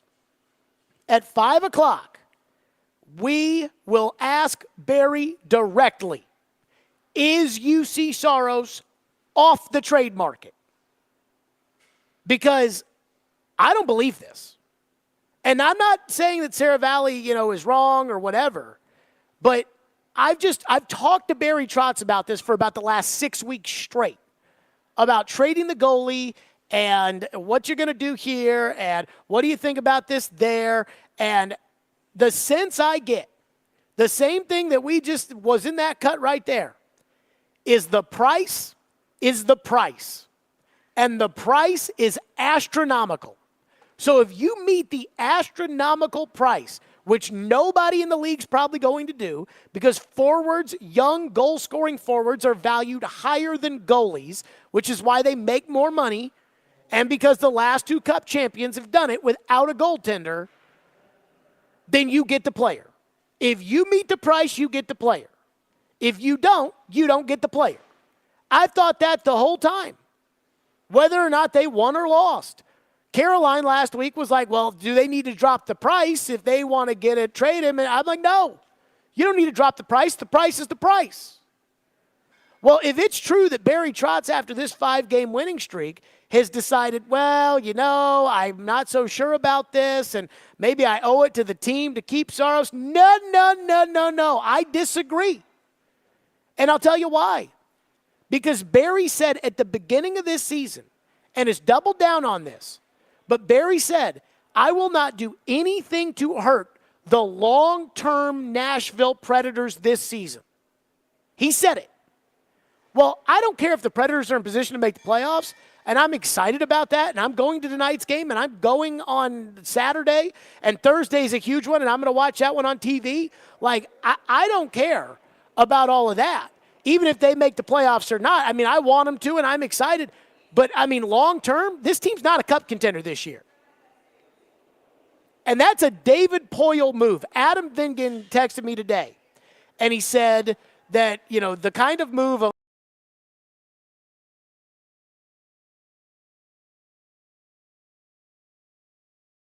I don't believe the report that Saros is off the market because I think the price is the price.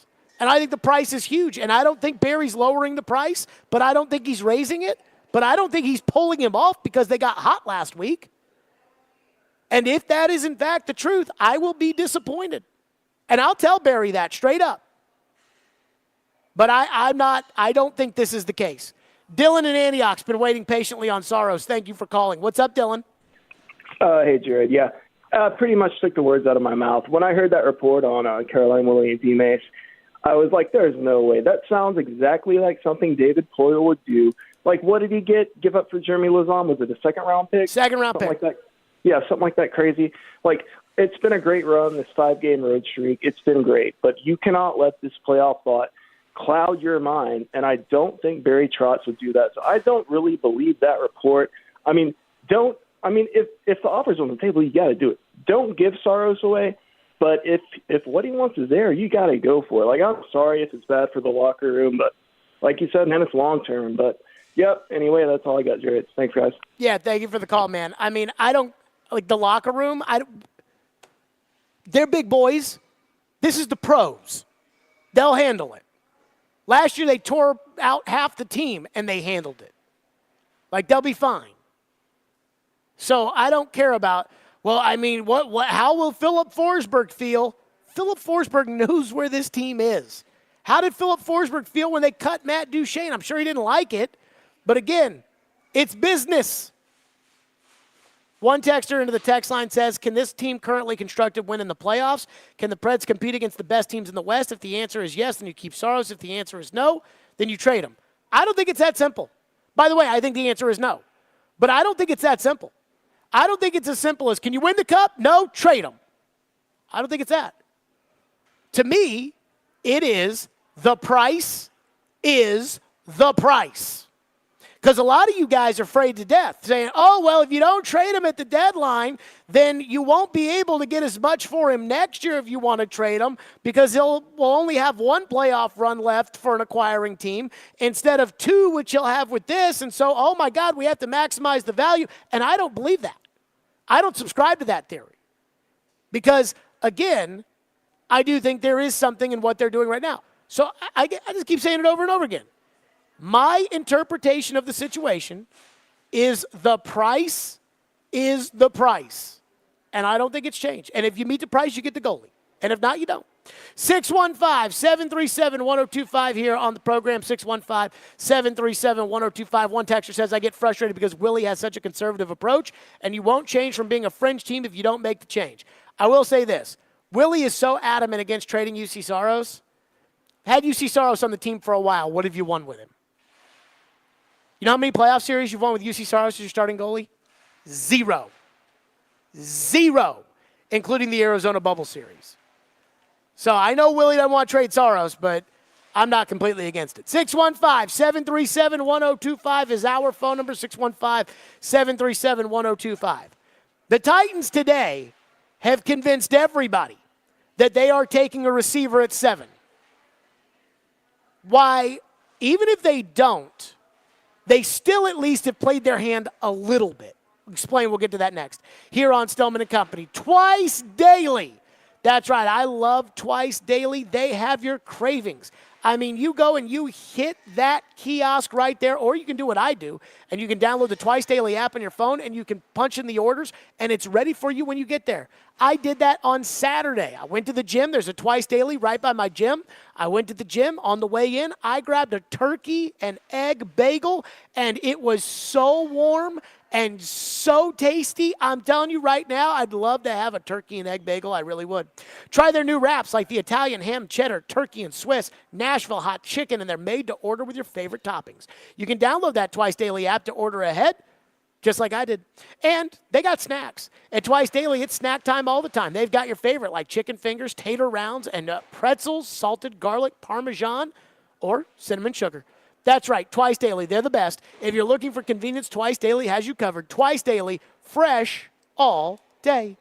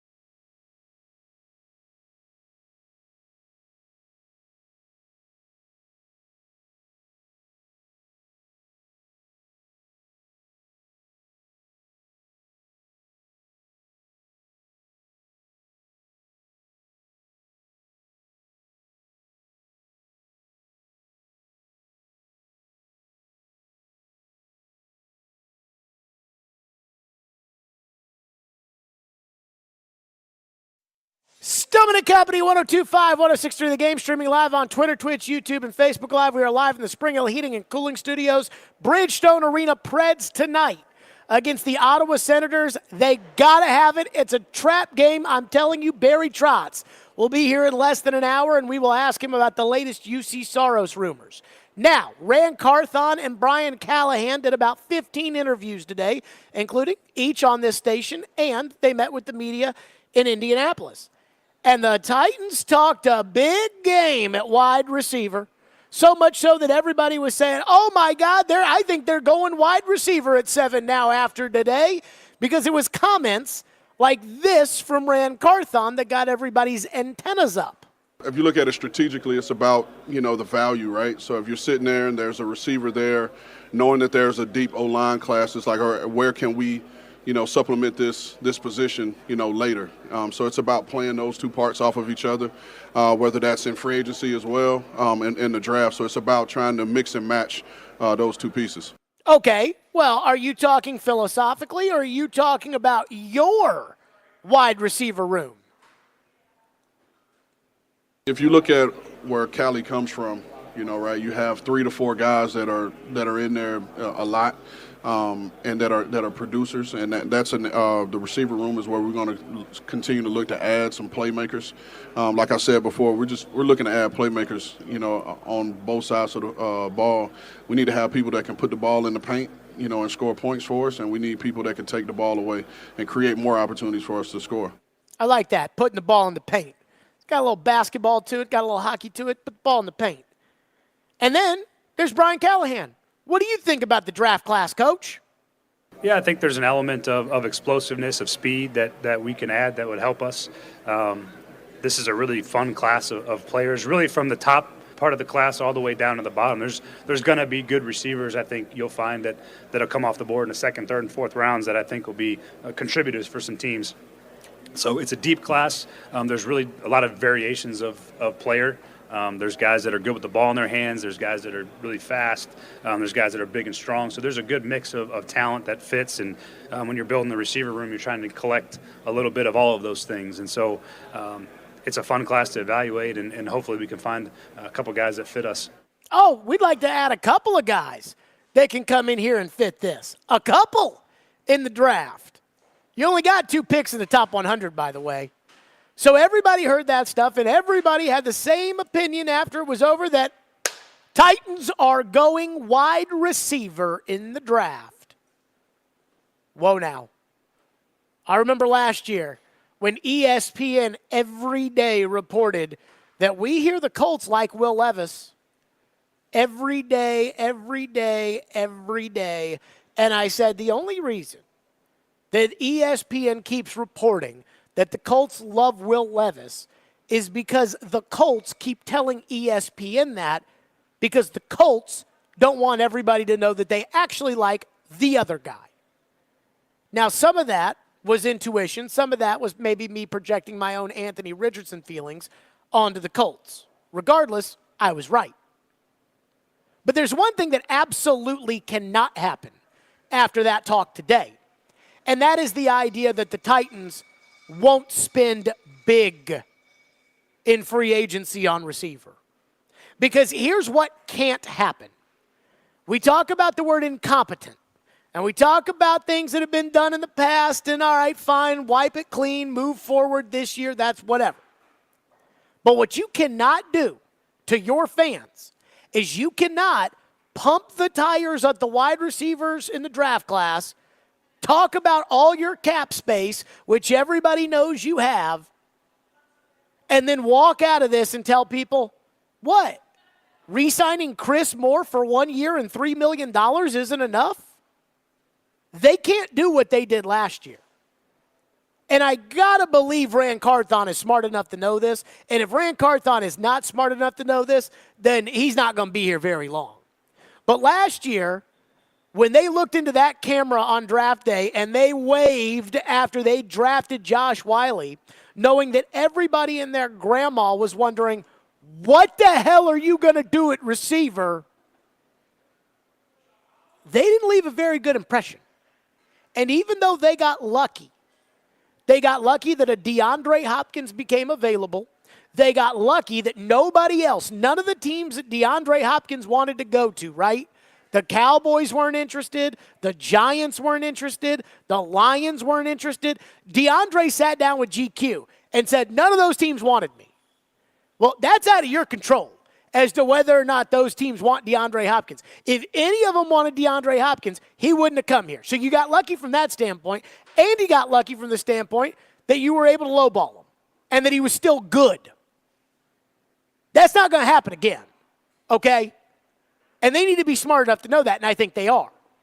So if they're telling everybody they're going to go wide receiver in the draft because we think that means they're actually going to go tackle in the draft, that leaves them with one option to bring in all these playmakers they've got to bring into the wide receiver room: free agency.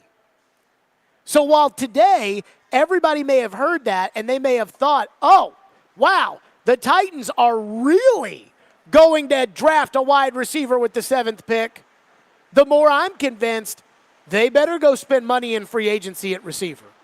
Like, there better be 2 receivers that they look at and that they say, okay, we need this guy.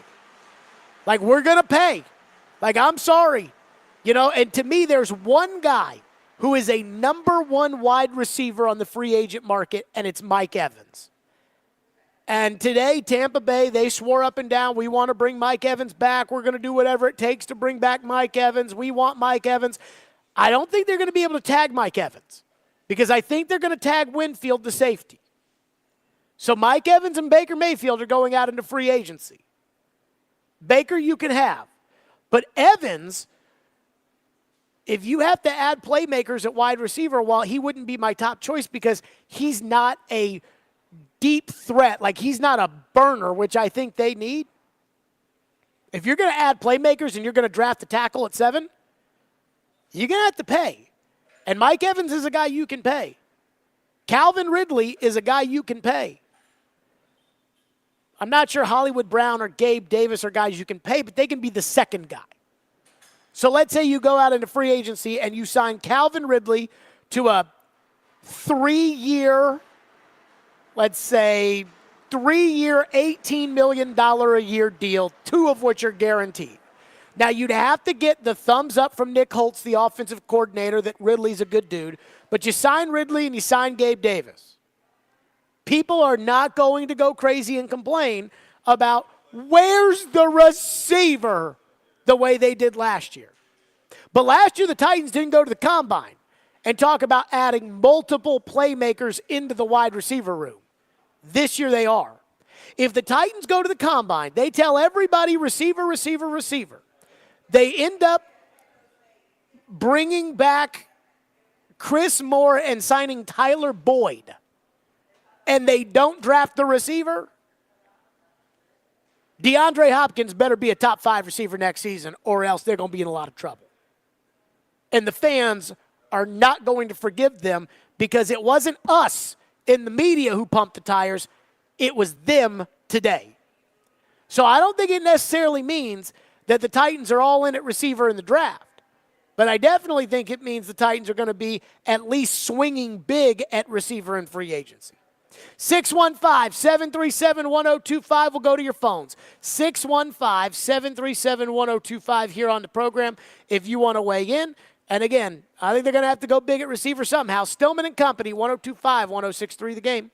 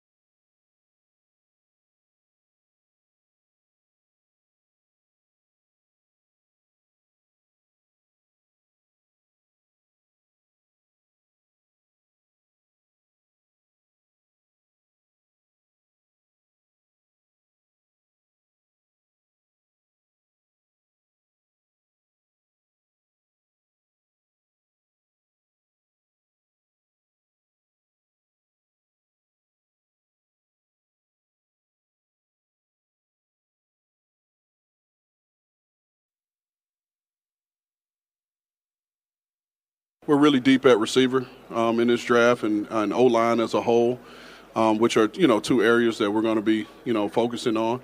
But it's a really deep class, a lot of talented young men, and we're looking forward to meeting with them throughout this process. No way the Titans can't go and add at receiver after today about how much they talked about receiver. Now, I'm convinced, again, the more they keep talking about receiver in the draft, the more they're really thinking tackle. Trevor will join us, and we'll ask him. But to your phone, 615-737-1025. I do want to pass this along. Jeremy Fowler has reported that the Chiefs are going to franchise tag L'Jarius Sneed if they don't sign him to a deal. That is their star cornerback. I kind of thought there was a chance Sneed was going to get tagged, but with Chris Jones all up in the air, I wasn't sure if they would end up tagging him or if they would end up tagging Jones. So if they franchise Sneed, that means Jones is on the market, and I bet there's not a happier guy in the world than Chris Jones after all the contract drama that he's been through. But let me say this about Chris Jones. That dude is a big-time player. Not only is he awesome, but he's awesome in the big games. He's the opposite of Tony Gonzalez. Tony Gonzalez, great chief player, never mattered in the big games. Jones, he takes half the season off, but then he gets into the playoffs, and the guy's a freaking monster. Phone line, 615-737-1025. Robert in Spring Hill says, Jared, what would the Titans have to give up to be able to get Chicago's number 9 pick and still keep pick number 7? That way, the Titans have the possibility of getting the really good tackle and the really good receiver like Houston did last year. And the answer is, I don't think there's anything they can do to be able to get that pick, unless you were to trade them Jeffrey Simmons. And the reason I say this is because I'm looking right now at the trade chart. Number 9 has a value of $13.50, right? Your high second-round pick has about a value of $550 or somewhere around $500. So you'd have to have 3 second-round picks, basically, in order 3 high second-round picks to be able to deal for the 9th pick. So in order to do it, you'd have to include next year's number 1, and I've said next year's number 1 is off limits. Next year's number 1 is Will Levis insurance. If Will Levis stinks, the team will stink. And if the team stinks, your first-round pick next year's going to be pretty high. So I'm not under no I will deal Simmons before I deal next year's first-round pick. But I don't think that the receiver's that important to turn around and deal Simmons. Now, Ian and I were going to kind of hold this topic and discuss it tomorrow unless something crazy happens. This is where Chris Jones being a free agent actually becomes a thing, right? What if you sign Chris Jones, turn around and trade Simmons? I'm not saying that I would do it necessarily, but I wouldn't rule it out. And Simmons is what, 2 first-round picks? Maybe like 2 low first-round picks? So just keep that in mind. But as far as doing what Houston did, Houston had a gazillion picks because they still had all the Deshaun Watson picks, and, they had been tearing their team down for a while. One texter says, Ben says, the Titans can splash sign a couple guys for $15 million each and then spread out the rest and leave about $10 million for operation costs and emergency signings. Guys, that's bullcrap. We have to save some money in case somebody gets injured, and then we have to adjust, and God forbid that happens, so we need to leave some money, so we need to – no, they don't. All they have to do is go to Harold Landry and say, hey, we'd like to redo your contract, a contract which, by the way, I think Harold Landry is overpaid on, but we'd like to redo your contract. Okay, you redo Landry's contract, now you got the money. So don't worry about operating costs and things like that. That's a scare tactic from Ran earlier today. Hate to say it, but that's reality. A couple texters have mentioned this. Jonnu Smith has been released today by the Atlanta Falcons. If Arthur Smith was the offensive coordinator of this team or Mike Vrabel were still the head coach, we could have a talk about Jonnu Smith. I do not think that Jonnu Smith at this point is worth talking about. And let me just say this. I liked Jonnu Smith when he was here the first time. But the day that he signed that contract, Free agency started. It was a Monday. The Predators played a day game on that Monday during the COVID year at Tampa Bay. And we were off the air that day. And Jonnu Smith and Corey Davis signed, and Bud Dupree and Nico Autry signed here, and we were off the air, and I was literally sitting there just like, in agony because I couldn't talk about those things. But when I saw the contract that Jonnu Smith signed about 3 minutes after free agency, I thought, what? $50 million guaranteed? And thought it was a massive overpay. And it was. And it was. Steven says, have you figured out that the Titans don't have enough draft picks or money to fill every hole in the roster? I disagree, Steven. They have plenty of money. The cap is $255.4 million. So again, cap and cash aren't always equal, but $255 million. You're committed to $119 million in cash? And that's before Andre Dillard, who is undoubtedly going to get cut. Ian, do we have Ran today talking about Andre Dillard? I got to give Ran, I thought Ran did a good job today at the press conference, his interview with Chase and Joe, his local media thing. But this I thought was textbook of saying, yeah, screw this guy without saying it. Expected Andre Dillard to be part of the guys that get an opportunity under Callahan? Well, again, we'll cross that bridge when we get there. Just again, staying consistent about keeping family business in house. I think it's documented. Dre didn't play as well as he probably would have wanted or the way we wanted, but nonetheless, he's still a talented guy that has some physical traits that you can't find. Okay, they're gonna cut him. It's like, yeah, we want to keep family business in house. We don't want him to hear from this that we're gonna fire him. But we're going to fire him. Russell up next at wide receiver. Thank you for calling and waiting. What's up, Russell? I just don't think the Titans are going to go wide receiver, Jared. And here's why. Last year, and you've beat them up all year, and I have too. But they talked Stroud, and then it got out. And I just think Carthon's not going to do that again. I think he's going to talk something that he's not really going to go with. I think he just better get ready for a good offensive lineman, and I'm fine with that. So that's what I think is going to happen too. Thank you, Russell. But what can't happen is they can't talk up wide receiver and then not go get them in free agency. What they can't do is they can't talk up receiver and then not do anything about it. Trevor joins us next on the program. His reaction to today, all the receiver talk. What does that mean? Plus, can Brian Callahan really pass on the next Jamar Chase? Because all he ever does is talk about how great Jamar Chase is. We'll ask Trevor about that, and Peter Skoronski's officially a guard, so we got a lot to do, and we'll do that next. Stillman and Company, 102.5, 106.3 The Game.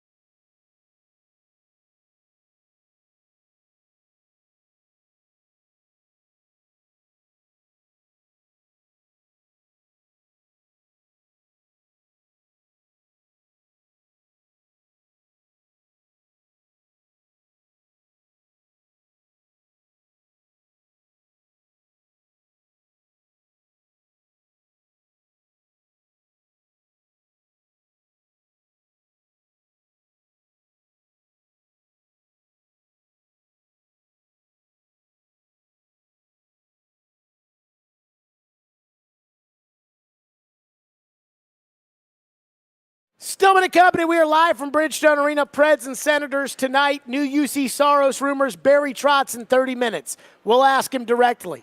But right now, we got the Titans at the Combine. Ran Carthon today sat down talking receiver.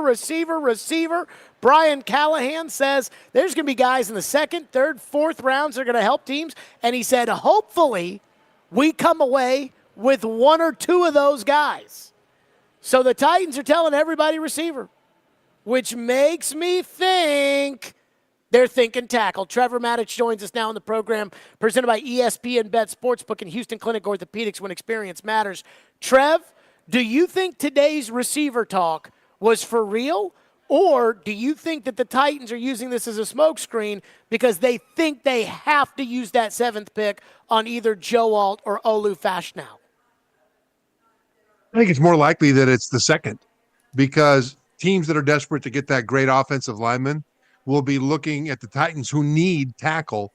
And if they believe that because of Brian Callahan's experience with Jamar Chase as a great receiver in Cincinnati, where he was the offensive coordinator, because of that and the way he's talking, if teams below believe that they are going with receiver, it's more likely that they'll either wait and not take, not move up ahead of him, that kind of a thing. I think it's more of a smokescreen that they are going tackle, because typically you're either not playing the smokescreen game, which is kind of rare, or what you're doing is talking up the position of the player that you're not going to take. And right now, all the buzz is about trying to recreate Jamar Chase. And so it leads me to believe that they're not going receiver there. Yeah. And not only that, the thing that kind of puts me in the mindset, Trevor, that they're going tackle is today Brian Callahan confirmed that Peter Skoronski is going to be a guard. And so now we know. So the idea of, well, maybe they could move Peter if they wanted to go with an average offensive line as opposed to a great one. The free agent market at tackle is not good, and they're going to have to get two. And it's like every guy that's on this free agent market, there's some sort of a red flag, right? Tyron Smith in Dallas, he's a left tackle, but he's always hurt. Trent Brown's got weight issues. Mekhi Becton's got weight issues. There's Jonah Williams, who played for Brian Callahan in Cincinnati. He might kind of stink because they moved him off a left tackle, but at least he plays 17 games. I just don't see two free agent tackles available for the Titans to be able to get, which makes me think they know we got to sign one tackle and we have to draft the other one, Trevor. Yeah, I kind of agree with that. And I don't see an elite left tackle that you would want to commit to. Always keep in mind the basic axiom of general managers that you don't get in trouble by overpaying stars. You get in trouble by paying people that aren't stars star money. And there just isn't somebody out there at left tackle free agent right now that certainly I have confidence in that you can pay top dollar, even overpay for, because of the limited numbers of top tackles that are out there in this free agent class. And I just don't see it. And so what you don't want to do is lock yourself into a guy who's going to be average for too much money. I think you're much better off going with a tackle in the draft at number 7. And there's a couple guys that'll be available there at number 7, most likely, to choose from that'll have more upside than anybody that's out there in the free agent class right now. You talk about different reasons why. Some of those guys just aren't great. Some of those guys have a history of injury. Some of those guys are actually better when they move inside to guard. So it's a matter of looking at what you need and then the sources of potential solutions. And right now, tackle, especially left tackle, that premium position, the source of that solution, if it's a long-term solution, only exists in the draft this year. Yeah. I also think another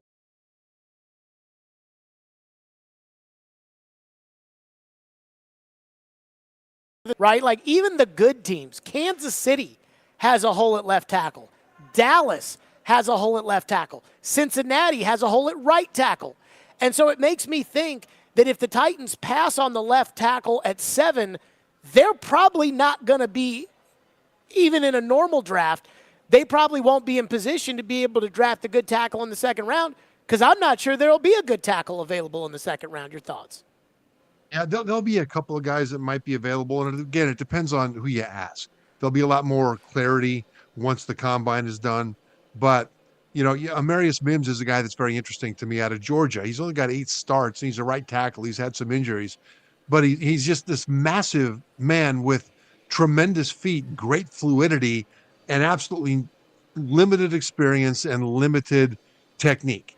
Well, a guy like Bill Callahan, the offensive line coach for the Titans, is the perfect guy to kind of mold him because he really is a blank canvas, right? But right tackle is where he's used to playing in the limited time that he had in college. So do you really want to trust him at left tackle? Well, maybe he'll develop into a fine left tackle. I don't know. But it's the kind of a thing. Another guy that you want to look at, though, later, outside the first round is Kingsley Suamataia out of BYU. Now, he was a former 5-star recruit to Oregon that transferred to BYU and moved from right tackle to left tackle and was inconsistent in his performance at BYU. I think a big reason for that was that the offensive line coach at the time he was there was just not the right guy to develop an NFL caliber player. And they made a change, BYU did. They have a new offensive line coach now who's fantastic, but that doesn't help Kingsley.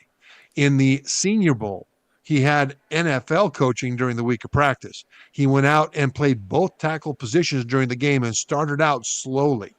But then once he got the speed locked in with the techniques he was being asked to perform, he just lit everybody up at both left tackle and right tackle.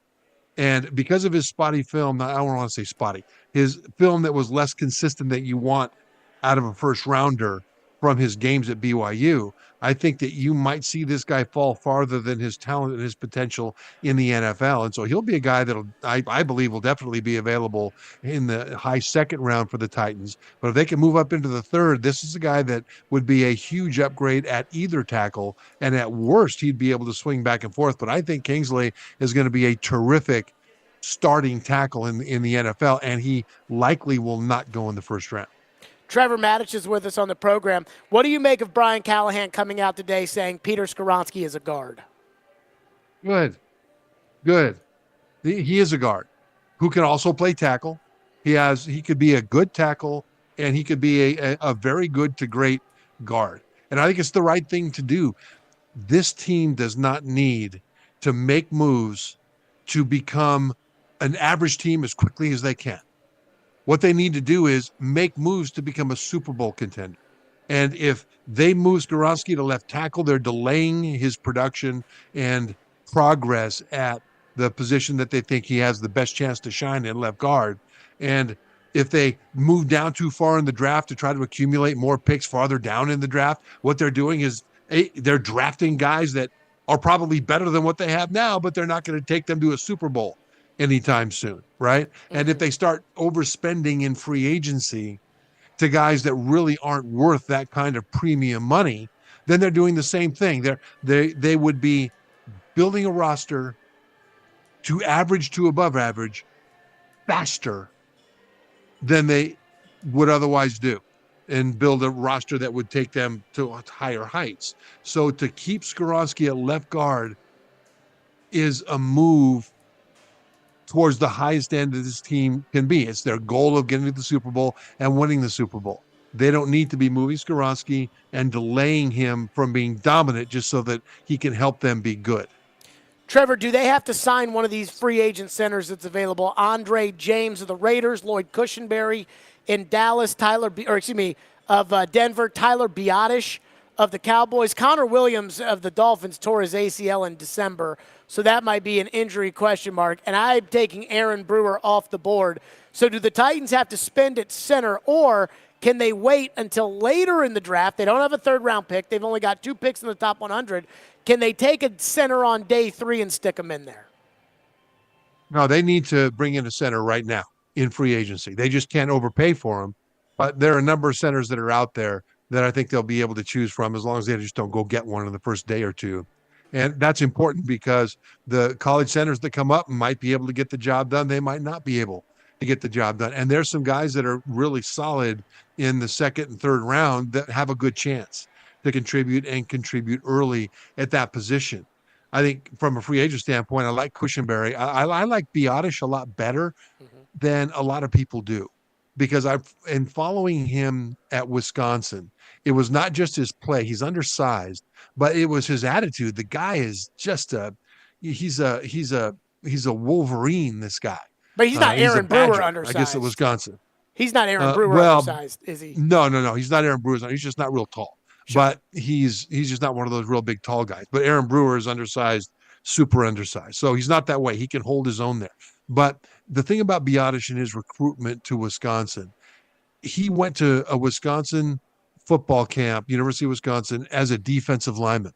And the coaches noticed that whenever he was up to do one-on-ones, the offensive linemen in this high school football camp would all have a question for the coach, or they would need to get a drink of water, or they'd need to tighten up their tape, and guys just weren't available to step in against this guy. The offensive line coach at Wisconsin noticed that, and he basically stole Biadasz from the D-line coach to make him a center. And it's that kind of a defensive line attitude that he will bring. I think Biadasz would be a good, solid fit at center for the Titans. Not necessarily that guy that's going to be a Pro Bowl caliber guy, but a guy that will be steady so that guys like Skoronski next to him can really shine.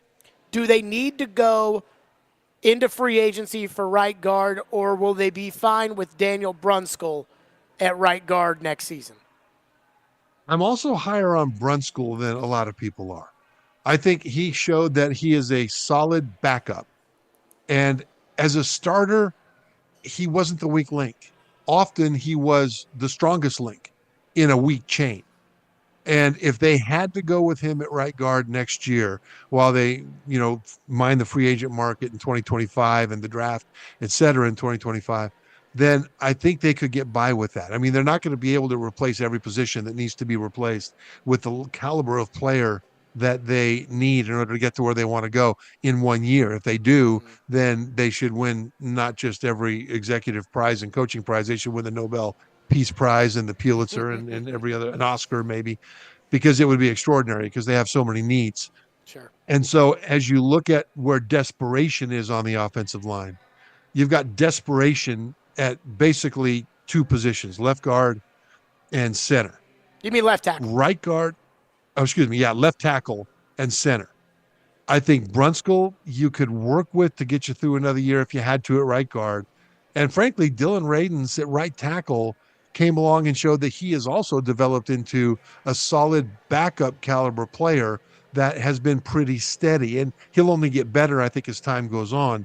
Then you've got Nicholas Petit-Frere, who hopefully will be able to come back from a miserable 2023 season and develop into really good depth or really good competition for those spots. And so I just think that Brunskill at right guard, he doesn't make you feel good, but he doesn't make you feel nearly as bad as some of the guys that are already at other positions.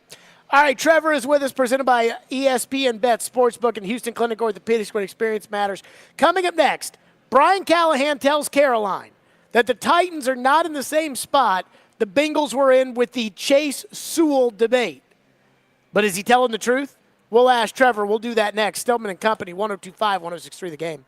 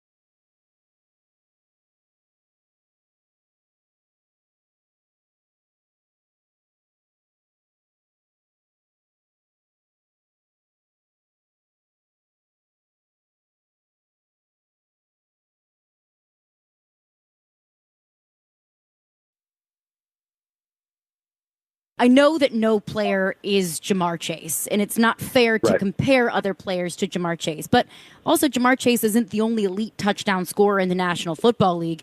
Do you view Rome Odunze or Malik Neighbors or both as elite touchdown scorers in the National Football League?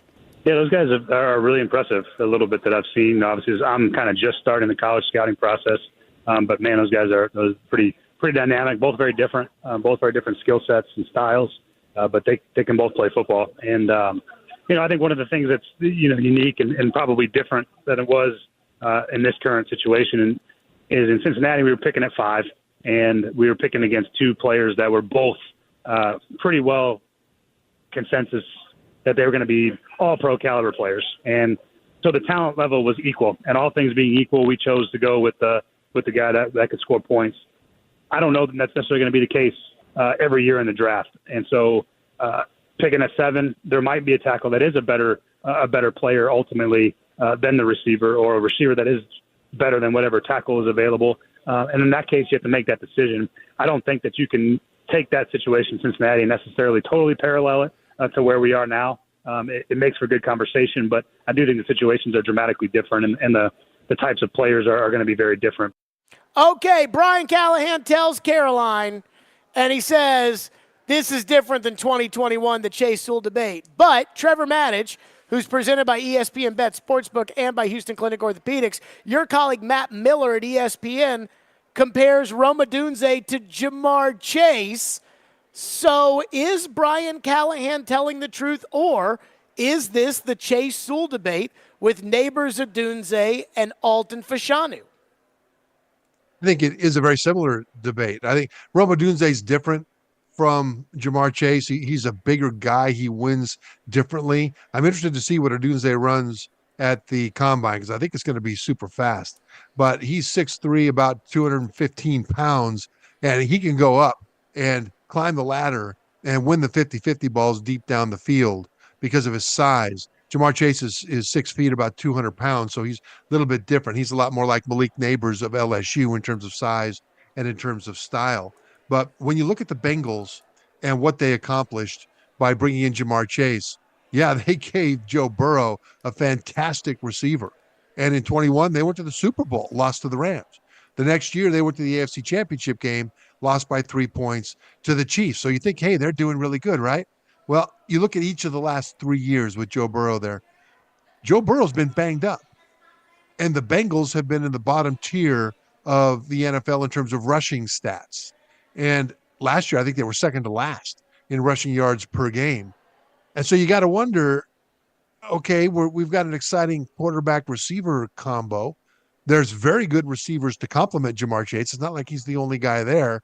And they almost, they went to the Super Bowl, almost got to the Super Bowl the next year. But if that's what you want your ceiling to be, okay, it just seems to me like the Bengals, this is pure speculation, but if they had taken Penei Sewell and gotten an anchor for that offensive line, and then not had Jamar Chase, but had T. Higgins and Tyler Boyd and some of the other guys at wide receiver that they do, and Burrow not getting banged up as much, and Burrow having a better running game than they had, what would have happened to the Bengals then? And that's a question I think people need to ask. And it's speculation. But at the same time, Joe Burrow's been hit a lot. And I think that's a real problem as you look to the long-term goals of competing year after year after year, because really when you win the Super Bowl for most teams is the year that you stay healthy, especially at quarterback and at other key positions, and you get on a hot streak. That's when you win the Super Bowl, because it's hard to stay healthy at most of your key positions year after year after year after year. And if you've got a quarterback with a history of getting banged up, you better protect him, or it's going to be hard to reach the pinnacle, even if you've got a great receiver.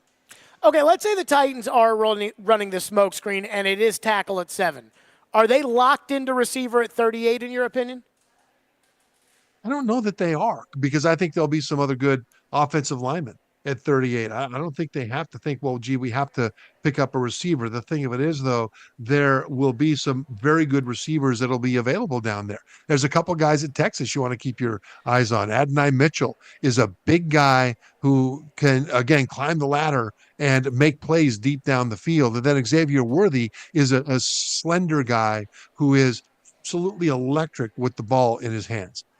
If you get your hands on him, you can tackle it. But if you don't, he'll take off and doesn't have Tyreek Hill speed, I don't think, but he's got that kind of impact on a game after the catch. These guys will both be available in the second round, and there will be others as well. And so if they do choose to go with receiver, I think they'll have a guy that will absolutely improve that receiver room by leaps and bounds if they go that route. At the same time, if they want to stay with the offensive line there are guys in free agency and receiver who probably aren't the long-term future.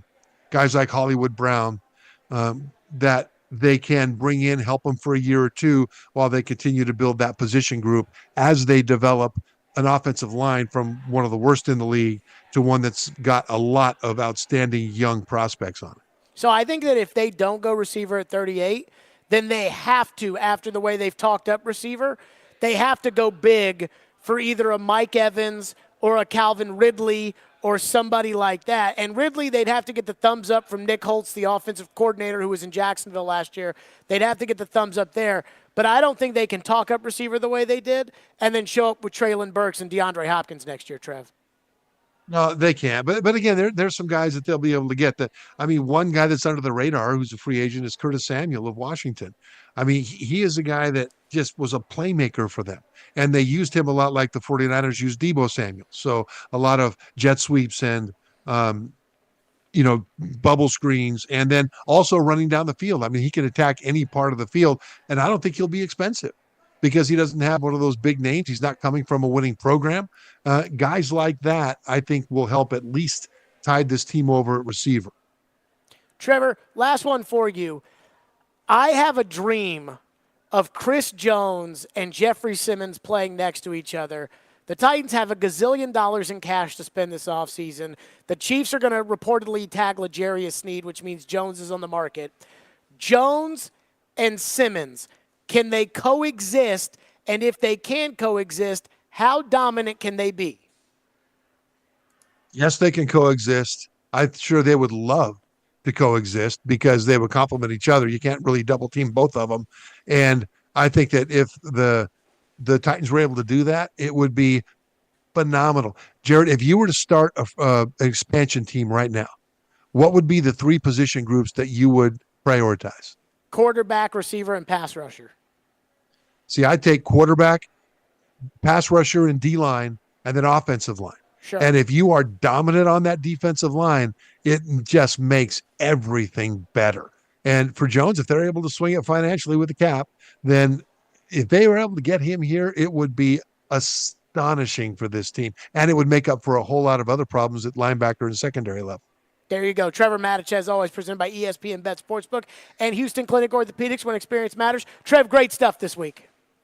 Thanks, Jared. Yep, Trevor Matich on the program. Okay, the Daily Faceoff has a report that UC Saros is off the trade market with the Predators' recent success. Barry Trotz joins us. Next, we're going to ask him directly about it. Is it true? Is it not? Normally, we have a Game Center update, but we're going to get right to Barry Trotz. Our Game Center update is presented by Gary Force Acura, as is the Barry Trotz interview, which is next. Stillman and Company, 102.5, 106.3 The Game.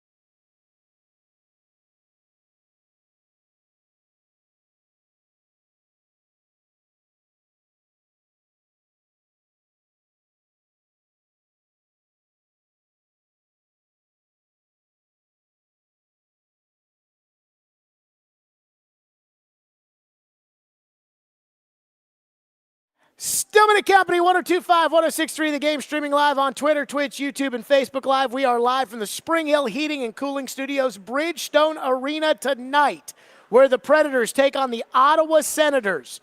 Right here, 102.5, 106.3, The Game at 7 o'clock. It is a biggie, and it's kind of a trap game because the Predators have won all those games in a row on the road. They've stunk at home for some reason this year. I don't know what it is. In fact, we're going to ask Barry about that here in a second. Why it is they're so much better on the road than at home. This place used to be a death trap for everybody. And on top of it, they got the Wild coming in on Thursday, which means everybody's thinking about, oh, my God, there's a big standings playoff-ish game Thursday. No. Got to worry about Ottawa tonight. Again, Barry is set to join us. I do want to tell everybody, though, before Barry does come on and join us, that Wednesday night, tomorrow night, is Smashville Live. That's right, at Brewhouse South in Cool Springs at 6 o'clock with Michael McCarron and Dante Fabro will be joining the show. Again, that's at 6 o'clock. Smashville Live brought to you by the Black Abbey Brewing Company and ESPN Bet Sportsbook. So the rumors are out there. There are rumors galore. And the rumors today coming from Frank Saravalli of the Daily Faceoff saying, quote, the Predators have told teams as long as they are in position to make the playoffs that UC Saros won't be traded. Saravalli writes, the sense is that Barry Trotz feels like he owes it to his team to keep UC Saros. With that, we are joined now. I think you killed my mic. I'm on one. Hello? Good? Can you hear me? Ian, can you hear me? All right, good. We're good. All right, so we're joined now by Barry Trotz, so I'm going to ask you directly. Again, the Daily Faceoff, Frank Saravalli saying that you've told teams as long as the Predators are in position to make the playoffs, Saros won't be traded. Is that the case, Barry Trotz, presented by Gary Force Acura? That is the case. I think if we're in the playoff spot, I owe that to our players. I owe that to our fans. That's fairly accurate. Now, obviously, I'm going to leave a little window open. If there's some kind of crazy deal that comes out and knocks me on my chair, then I will definitely owe that to the fans as well and the organization. So, but yeah, that's pretty accurate. So here's my question with that, though. Is at the beginning of the year we talked about the long-term, goals for the Nashville Predators and the short-term goals for the Nashville Predators. I'm a fan. I want this team to make the playoffs. I'm incredibly excited about what happened on the road trip. Big game tonight, big week this week at home. But I'm also, I don't think this is a cup contending team. And I'm not disillusioned to think that, oh my God, now they've won 5 in a row, so here they are. If UC Saros represents something long-term that can make this team a big-time contender with as well as Askarov has played and as good as he looks like he may be, would it not be in the best long-term interest of the Predators even to make the move, even if it's not fair in the short term? Yeah, I think there's a couple windows, though. I think Saros can be the answer for the now, and he can be the answer in the future as well. So I think there's a couple windows. There's obviously the trade window here. There's the window, from after the trade deadline till until the draft, and then there's one right after the draft. So I think there's still a couple windows that we will continue to look at. But like I said, I think Juice is a special player, and if you're going to let a special player go, you got to get a special return. So did anything change in your opinion just because of that road trip? Was it that road trip that kind of changed your mindset? No. I think I've been quite transparent. I want to build a team for the long haul. I do expect us to make the playoffs. We're here. You got 20 games to go. No matter what happens in the next week or so, I expect us to be fighting for that playoff spot. I mean, every player wants to play in the playoffs. There's no question. If you're a champion, you're a competitor, you want to be there. You don't want to go home at the end of the season. No one does. So my job is to keep the balance between the long term and the short term, and try to keep the core pieces in places that will help us get to that next level. So I'm thinking about the now and the future. The only thing that's really changed is we won 5 games, and now we're in a playoff spot, and we've got, there's some teams that have a couple games in hand, but we're in the playoff spot. So if we can hold serve from now to the end of the season, we're in the playoffs. What a great thing. Barry Trotz is with us, presented by Gary Force Acura. I was under the impression that when it comes to Saros, because a lot of people were talking about Saros like, oh, no, he might be on the block. And I was under the impression, just if we're talking with you, that, hey, price is a price. And if you want to meet the price, you can get the player. But the price is so high that in order to get the player, the price is the price. I do wonder, when you told the other general managers about that price that you said would be a knock your socks off, I can't not do it, if you got offered that same package right now, would you say no because of where the team is, or would you say that is such an astronomically high price I will take? I would say thank you, and I would probably talk to Saros and his representative and make that decision. Okay. What would they say that would sway you one way or another? Like if they said, no, we want to be here in Nashville, we want to get a deal done long term after this coming season. We don't want to go to New Jersey. We don't want to go to L.A. We don't want to go to any of these other places. Would that sway you? Well, it might because everything in the cap world has the cap price would have to be right, and Juice would have to be on board with that price and the term and what we wanted to do long term. So I think I owe that to him as a cornerstone player, and but I haven't got that yet, so I don't. I haven't crossed that bridge. I want to ask you about kind of another situation that I'm noticing, which is Tommy Novak, because he is a UFA at the end of the year. Barry, I spit out my water when I heard Elliot Friedman on our midday show say that Tommy Novak Elliot said he didn't talk to Novak's people, he didn't talk to you. He said that the sentiment around the league is that Tommy Novak may come into a contract in the $4 million number range. So 4.1, 4.75, somewhere in there. I literally spit out my water when I heard that. No disrespect to Tommy Novak. Yeah. But Ryan O'Reilly makes $4.5 million. With that being said, do you look at the Novak situation as one where you think you're going to get a deal done, you want to get a deal done, or let's play it out, see where you go this year. He's a good player. He'll hit the market, and you think you'll be able to make a competitive offer to keep? Yeah, I think you can go a couple different ways. One, if you get a number that you feel comfortable with and the term that you feel comfortable with, I think Tommy Novak is a good player. There's no question. He does some things that a lot of our players can't do. He can make plays. There's certain holes and strengths. Every player has strengths and weaknesses, and Tommy's is a little bit more on the offensive playmaking type of centerman. With that being said, the number would have to be right. The term would have to be right. Tommy Novak is a homegrown player, and I want homegrown players as much as possible. But at the same time, they have to be at the right price, and they have to fit the right role for the right time period. And so all those three factors have to come in. So that's one. We could get something done before the trade deadline at the right number in the right years. We could move the asset and collect an asset and see what happens where he goes and what kind of year he has, and we could revisit it maybe at the free agent market if the team that acquires him doesn't re-sign him, something like that. So those are options. So that's the funny thing about the trade deadline. There's a lot of speculation, and there's a lot of generalities, and everybody's kicking tires. But once the time frame gets really tight, then all the decisions have to be made, and so we're planning for all that. Trust me, I'm probably going to go see the doctor. My phone is my ear is nice and swollen and all that from being on the phone so much. So there's so many scenarios that are out there, and I'm just trying to piece it the best way that we can get some assets, keep our team together for the now and also the long term, because we're in a playoff race and we're in a playoff position. So. Yeah, if we have a good homestand here, which has been the negative on the team this year, is that we haven't been as good at home as we have been on the road. If we can get some home cooking here, then we'll be finding ourselves in a playoff spot a little later in the season here, and hopefully gain one right at the end. Do you think you're close on a potential deal with Novak to extend him? We've talked to I actually talked to the representatives today, so I think the framework is there. We just got to make sure that, like I said, that the years and the numbers match.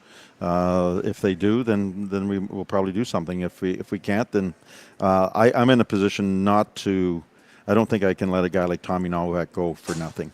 I don't think I've got to get something if he's not signed before the trade deadline. Wow.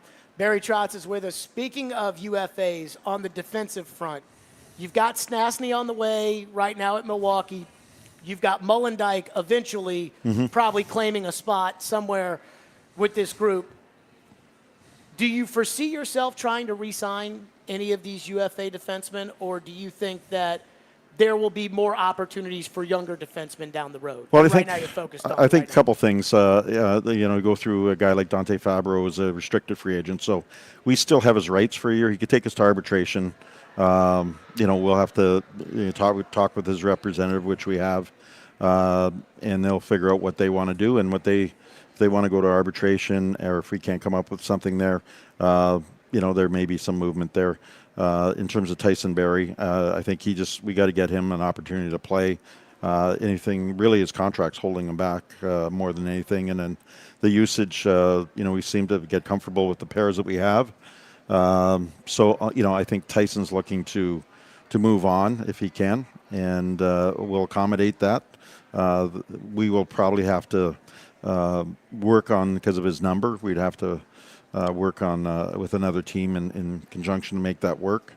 And then Carrier, I want to talk to his representative again. I think, he's a Nashville Predator. It's the same thing. I think long term it's term and price. And if we can get into that range, then we'll have a deal. If we don't, then we got to move on. Barry Trotz is with us again, presented by Gary Force Acura. One fascinating thing you said last week that I've been thinking about a lot, which was the next step for Yaroslav Askarov is for him to come up here, get some games, be around Saros, be around Lankinen, go back to Milwaukee, come back up here, get some games, go back. And yet at the same time, if you do that, you're taking Kevin Lankinen out of the net, because any game that Saros wouldn't have would usually be his. How do you do that? How do you take Kevin Lankinen out of the net the way that he's been playing, and then at the same time still get Askarov games without kind of screwing up the rotational mix you've got in net? That is a little tough one for us. I can't really answer that right now. If they stay healthy right now, if we don't do anything on the trade market, then we just got to wait for someone to get hurt, which you never want that to happen. But there's no question, Kevin Lankinen has been outstanding. I mean, he's gone a couple of weeks without playing, and then he seems to get the tough opponent lately, and he's done a wonderful job. So, and he's a pro's pro. So, if we don't get that opportunity, I don't think it's the worst case. Askarov is getting the net every night. He's getting national and international praise around the world for some of his acrobatic saves and the net down and what Milwaukee's done. So I don't think it's going to hurt his development. I mean, I would like that. That's a perfect world situation. So we'll just have to see where that is. I think about Lankinen, and I'm using him as an example with what I'm about to ask you, Barry. But I think about him. He's making $2 million, and I look at all the teams across the league that have no cap space. And I'll use Edmonton as an example here. But they've got no cap space, and it's questionable in net of what they've got going on there. I don't think any team probably looks at Kevin Lankinen and says, we're a Kevin Lankinen away from the cup. But I do think there are a lot of teams that could probably look at Kevin Lankinen and say, hey, if worst case scenario we have to put Kevin Lankinen in the net, we could put a lot worse in the net than what Kevin Lankinen is. Could there be a deal where a team trades you maybe a guy that they're not as high on it, $5 million on an expiring deal, they get Lankinen back, get 3 years of cap space, but in your position, they have to give you something better than they normally would if they were just acquiring, say in this case, a Kevin Lankinen? Absolutely.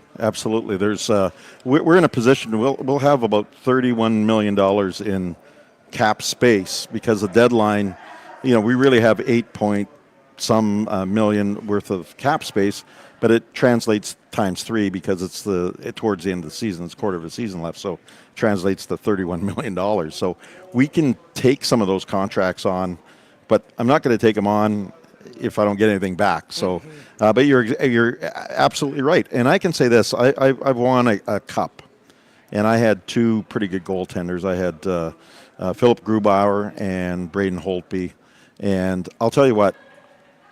If you have a number one guy and you don't have a number two guy, if you're going for it, and there's teams that are in that situation, they've got a true number one, they've got a cup-worthy team, but they don't have a backup. I mean, there's a big price to have the security net.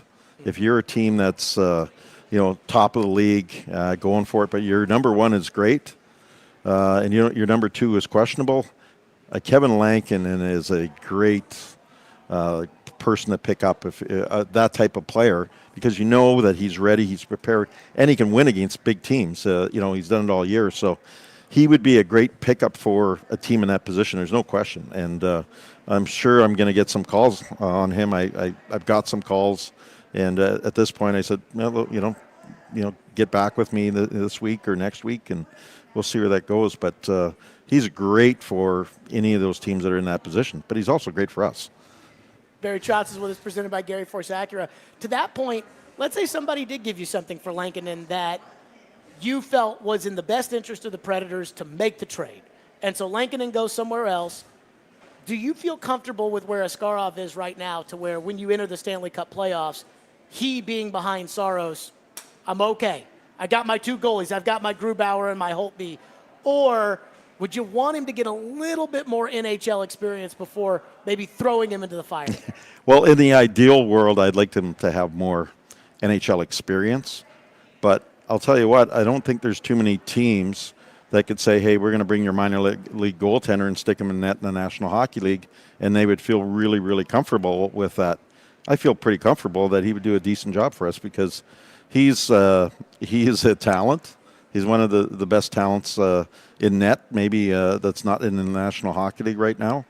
And I just think that his personality is just he'll be fine. He likes the big stage. He doesn't mind being out there a little bit and that. So I'm actually I would be okay with that. You know what I saw in one of those games in the Milwaukee streak where he made two incredible saves, and I saw Pekka in Vancouver in the playoff series. Mm-hmm. And I remember when Pekka made those saves. And, I mean, at that point in 2011, the team that you had and that Vancouver team, I mean, that wasn't much of a match in terms of talent for talent. But Pekka made that a series. Yep. And I saw that, and I'm like, I watch NHL games, I don't see that. And I'm wondering, like, how can this go wrong when he's playing so well at such a young age? Really, it's the only way it can go wrong is between the ears or an injury. That's the only places that can go wrong. The talent, the size, the athleticism, that's the only place. And plus, there's certain things with transitioning to the National Hockey League. The deception is a lot more. There's a lot more deception. So his ability to stay calm, which is, he's always a guy that, go out and play the puck and not, he doesn't have those patience. But at that extreme level that Pekka had at the end. Mm-hmm. When Pekka was young, he was exactly like Askarov, where he was not that patient and all that. So I don't think anything can go wrong other than some kind of injury or something between the ears. Have you sent Pekka down to Milwaukee to spend some time with him? Pekka is watching him all the time. We do a lot of stuff on Huddle, which is a platform where you can send some stuff. So he's always in constant communication. And then we've got Ben Vanderklok and Jason Barron working with him all the time. So he's getting a lot of input. I think where Pekka can help the most is exactly where I was saying, between the ears. Mm-hmm. He can help him navigate his journey through the American League and hopefully to the National Hockey League. Last one for you. I looked at this. I told you in St. Louis, I said, this team's about to go on a heater. And this was after the Dallas game, and I said, this is going to be one of those 4-0-1 road trips. Instead, you went 5-0. I am scared to death tonight. But I was scared to death Saturday at San Jose. I was scared to death on Sunday, back end of a back-to-back against an Anaheim team that, and the traveling. Thursday's a big game, but if you worry about Thursday and don't worry about Tuesday, Tuesday will bite you. But this team has just not been good at home this year. This place used to be a death trap for visiting teams to come. What is the issue? Because if you guys play as well at home as you play on the road, you guys very much might be a cup contender. So what, have we figured out like what the disconnect is between home and road? No, I haven't. It's funny. I've coached 25 years, and there's things that you go into certain buildings, you can't win. Your power play goes south for some reason. Then it gets on a heater. Trying to put your finger on it all the time is difficult. You think about, maybe you got more kids and the family and all that.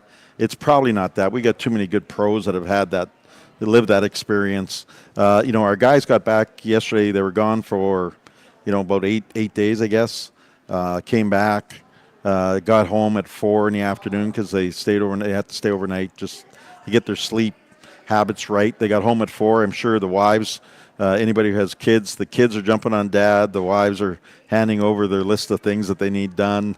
All last night, and then they showed up today. They had morning skate, and then they're showing up to play tonight. So sometimes travel, sometimes a number of games. We're going to play. This is our fourth game or third game in 4 nights with a travel across the country, and people tend to forget that.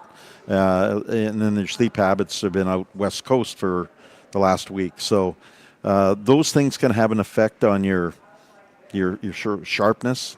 But I can't. That applies to tonight. It doesn't apply to any other home games, I don't think. But I wish I had that answer because I always loved the Coliseum, as I used to call it, because it was a death trap.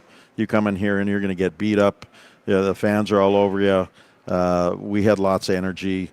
We played hard, even if we were going to take a piece of you if we won or not. And we haven't been as dynamic there.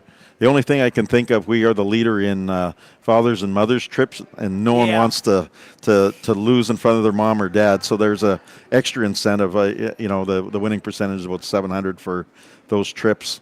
That's the only thing that I could say that might have dented our home record. But we have to be better at home. If we're going to make the playoffs, it has to happen at home because we know we can do it on the road. Well, not only that, I was talking to Willie today, and I was talking about how the fans, I feel like on the last homestand, the fans had as big of a part as the team did in the Arizona win, the overtime game. Yeah, absolutely. And after the road trip, I expect the fans this week, especially tonight, to be really locked in. And to your point about all the travel and everything else, they may need it tonight. Yeah, they're going to need the help. We're going to need the fans' help. There's no question. It does take a piece of you. And we played hard. We don't. If we don't play hard, we don't win. Yeah. We have to play to our ceiling most nights to win hockey games. But what I liked about our trip is the trip started to have an identity. You saw it in St. Louis. They were a little miffed of coming back home after that St. Louis game. And they played angry. And they played hard, and they were physical. And they leaned on people, and they stayed on the puck, and they stayed relentless.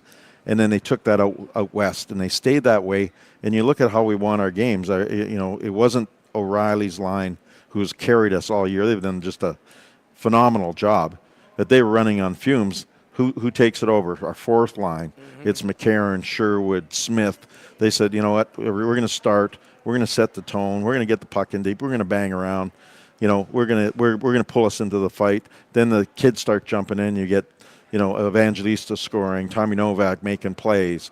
Jankowski's a nice fit right there where he sort of evens that line out, and then you get contributions through your lineup, and all of a sudden, it looks a little different. Well, to that point, and I know you got to run, but I do, like I said this the other day, I don't feel like the team can go to Kiefer Sherwood and say, hey, I need 2 goals out of you every night. But if I can get it from you one night, and I can get it from Novak the next night, and I can get it from Evangelista the next night, and I can get it from Michael McCarron the next night, and I can get it from – I think that may be sustainable. Yeah, absolutely. I think on the road trip, too, that, just from a coaching perspective, knowing – because I've done it for a long time, Bruno got into a little bit of a really good feel for his lines. And we ran 4. We didn't run O'Reilly's line every second shift, which when you're not getting contributions through the whole lineup, you have to do that. You have to go with the hot hand all the time. So I thought the fact that we had guys like the fourth line contributing, he didn't have to do that, and so he just ran 4 lines for the most part. And you look at the ice times of O'Reilly's probably down a little bit, up on the lower lines, and we had good success, and we were hard. Like, we'd be a hard team to play against. Teams don't like to play us when we play that way, so hopefully we can continue to do it. We're starting to forge a little identity, hard team to play. I always used to say I want to be a hard team to play and harder to beat, and hopefully we're getting to be that hard team to play and maybe a little harder to beat now. Barry Trotz is presented by Gary Force Acura. Again, UC Saros off the table right now as far as the discussions are concerned, unless someone absolutely goes crazy and knocks your socks off. And even then, you'd still have to talk to him. Barry, appreciate you as always. Absolutely. Anytime. Yep, we roll along. Stillman and Company, 102.5, 106.3 The Game.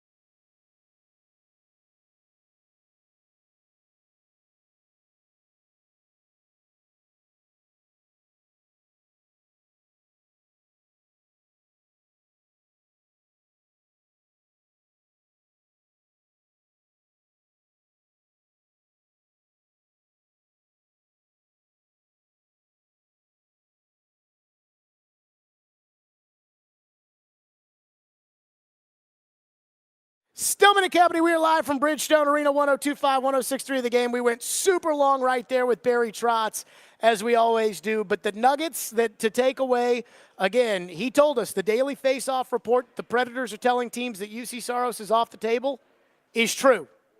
That UC Saros is, in fact, off the table unless you were to just absolutely knock his socks off. And then he'd have to go talk to Saros about it. The other thing that really stood out to me was when it comes to Tommy Novak, they're working on a deal, working on an extension, and he said, I will not lose Tommy Novak for nothing, which means if they get close to the deadline and there's not a deal in place, I would not expect Tommy Novak to be on this team. And then on top of it, he's going to get with Alexander Carrier's reps to see where they are on that front. 615-737-1025 is our phone number, 615-737-1025. Let's talk about Window Nation. Coming up next, by the way, we got a big one tonight, and we'll get to your phones. If you've got a reaction to what you heard from Barry, we'll get right to your phones as always. And again, tonight, it's a big one. Window Nation, that's right. Are you tired of your chilly home in February? Probably not right now because it's 70 degrees outside. But when you've got leaky windows or cracked windows or things like that, you're going to have your energy prices going up and down and up and down, and you don't want that. That's why you need to give my friends at Window Nation a call. I trust Window Nation because they came out to my home. And when Window Nation came out to my home, they told me I didn't need my windows replaced. I said, oh, you need a little caulking here, that's fine. And that was great because that made me feel like I could trust them when they go to your home, that if you don't need your windows replaced, they're not going to do it. If you do, Window Nation is going to take great care of you. That's right. For this month, save big with 50% off all window styles plus 0 down, 0 interest, and no payments for 24 months. And through the end of the month, add another 10% to that. So you're taking off 50% and you've got 0 down and 0 interest and no payments, and you're taking off another 10%. That's right, just through the end of the month. So call them right now, 866-90-NATION, or visit windownation.com. Again, that's 866-90-NATION, windownation.com.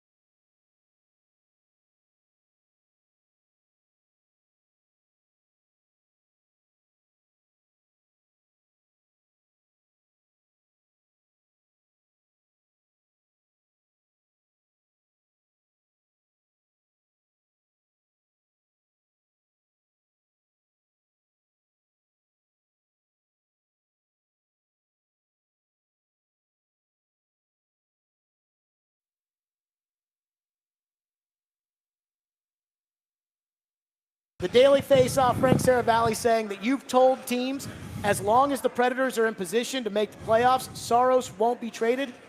Is that the case, Barry Trotz, presented by Gary Force Acura? That is the case. I think if we're in the playoff spot, I owe that to our players. I owe that to our fans. Yeah, that's fairly accurate.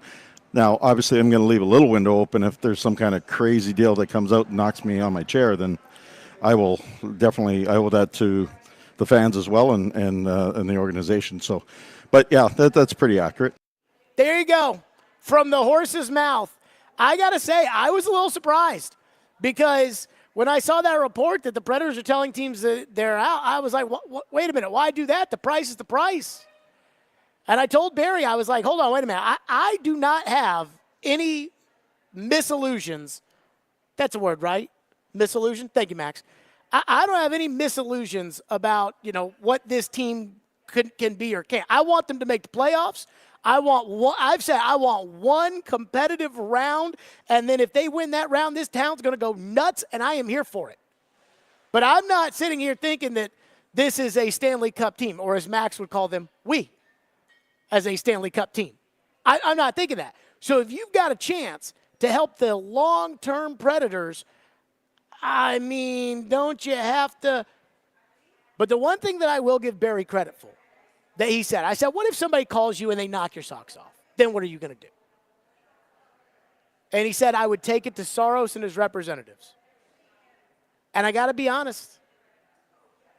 Adam Vinga just texted me and said, did you just say misillusion? So I think misillusion is not a word, Max.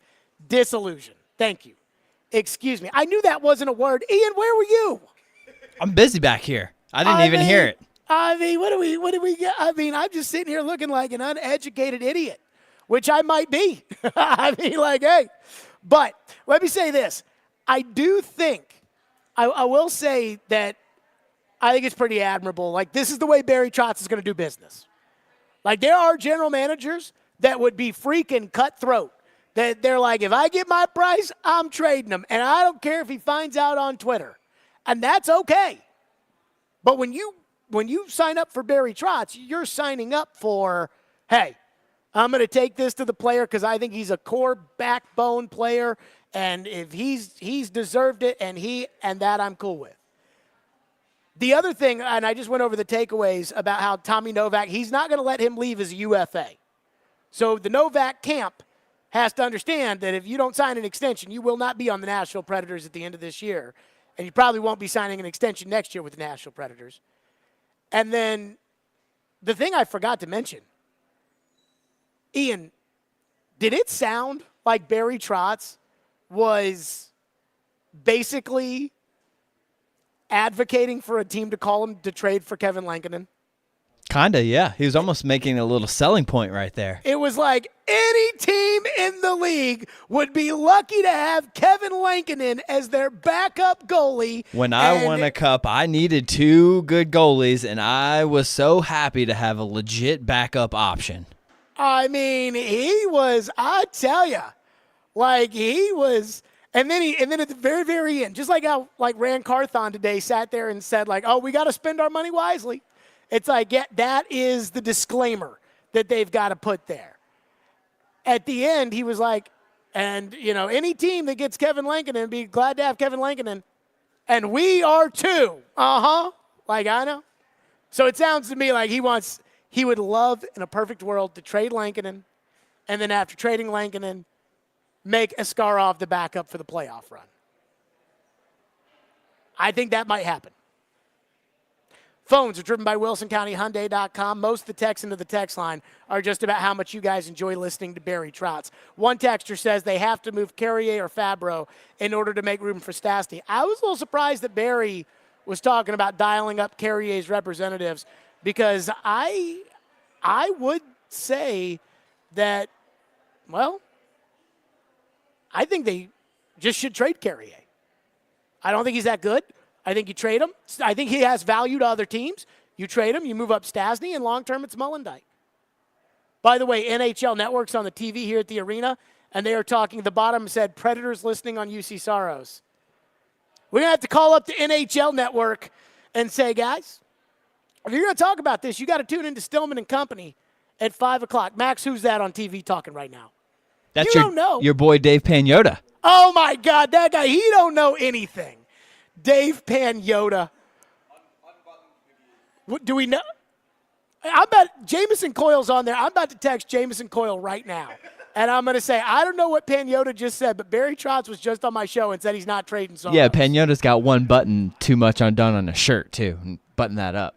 Ian, talk for the fine folks so I can send this text out here. Oh, yeah. I want to make sure everybody in America and Canada that's watching NHL Network gets it right from the horse's mouth. Okay, well, don't be bothering Jamison. He's literally on TV right now talking I'm on the radio right NHL tonight. Yeah, I guess that's true. But, yeah, I mean, it says notable players potentially on the move, and they were talking about Soros, and they showed a little highlight package, so I just texted. So it's Boudreaux and E.J. Raddick and Jamison. And I just texted Jamison. He's got his notifications silenced. Notify anyways. Bang.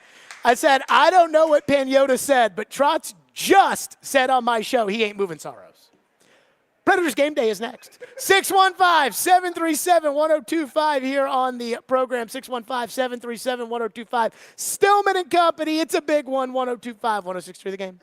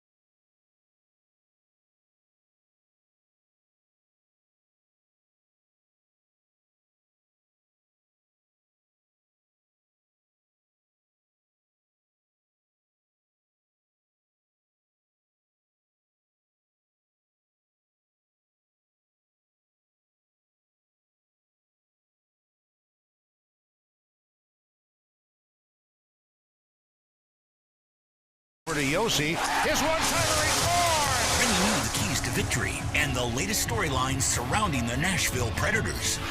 This is Predators Game Day, brought to you by TJ Anderson Homes of Benchmark Realty. Now on Stillman and Company. Predators Game Day is presented by TJ Anderson Homes of Benchmark Realty, online at tjandersonhomes.com. TJ is my real estate agent. He can be yours too and get your house seen, heard, and sold. It is a biggie tonight. Somebody texted in earlier this hour and said, Jared, you always say it's a big game. That is not true. Ian, back me up on that. I don't always say that it's a big game. Nah, maybe not early in the season. I mean, definitely not early in the season. But later in the season, it's a big game. Tonight, Ottawa, 25-27 and 353 points. They've got a 2% chance of making the playoffs, according to Muddy Puck. But Willie today was giving me the scoop about how this Ottawa team is actually much better than their record would indicate. And they have beaten Tampa Bay. They have beaten Dallas. They have beaten Vegas recently. They played last night. I believe they lost to Washington last night. They did. Yes. And so they're on the back end of a back-to-back. The Predators are 32-25-2. That's good for 66 points. Again, it's a big one at 7 o'clock right here on 102.5 The Game. Let's go to the coach's take. Here's Andrew Burnett. It's been a roller coaster at home, as we all know. We've chased a lot of games, which unfortunately gets you out of your structure and, either giving up early goals or slow starts or, penalty killing, a little bit of problems early in the year. Then you're chasing and you lose your identity a little bit. So on the road, at least this stretch or most of the year, we've been able to kind of get to our game and be comfortable in our game. And it doesn't have to open up and we'll get our opportunities, maybe a little bit more a mindset. But I don't think it's like a drastic one way or the other. Okay, I don't know what it is, why they're so bad at home. But here's my theory, right? Now, I know that some Preds fans that want this team to absolutely stink and, completely start over like the Blackhawks, they get mad because they think that there's too many old guys on the team. Like, they see Luke Shin on the team and they go crazy because it's like, oh, my God, we need only young guys out there. And I don't believe that, but that's how some people feel. But I think that, again, it's the bottom part of the team that doesn't play well. When this team loses and when they win, they do play well. Just like Barry said earlier, how they can't not play well and win. I think it might be the fact that young dudes in Nashville, in the NHL, making some money, it's a different lifestyle. And again, I'm not pointing fingers at anybody. That's just the only thing I can come up with. Because this crowd is fantastic. I read a story yesterday in The Athletic where in Winnipeg, they're like, God, I wish we could be like Nashville and Dallas and Vegas and these non-traditional markets that are absolutely kicking ass. It is fun to figure it out because this week, as good as last week was and that road trip was, a bad homestand can do just as much damage. So it is a big one tonight. According to MoneyPuck.com, a win playoffs, a loss, 50. So we're talking about basically a 15-point swing here with a victory tonight. We'll also be keeping our eyes because the Predators are 2 points up on the Blues. They've got 66. St. Louis has 62. And the Predators, St. Louis has 2 games in hand. The Blues play tonight against Winnipeg, who you have to root for, and root for Winnipeg to sell some more tickets because apparently that's been a big problem there. And Carolina is on the road at Minnesota. So you need Carolina and Winnipeg to win and just kind of help the Predators out. But none of it matters if the Predators can't take care of their own business. And then L.A. plays on the road at Calgary.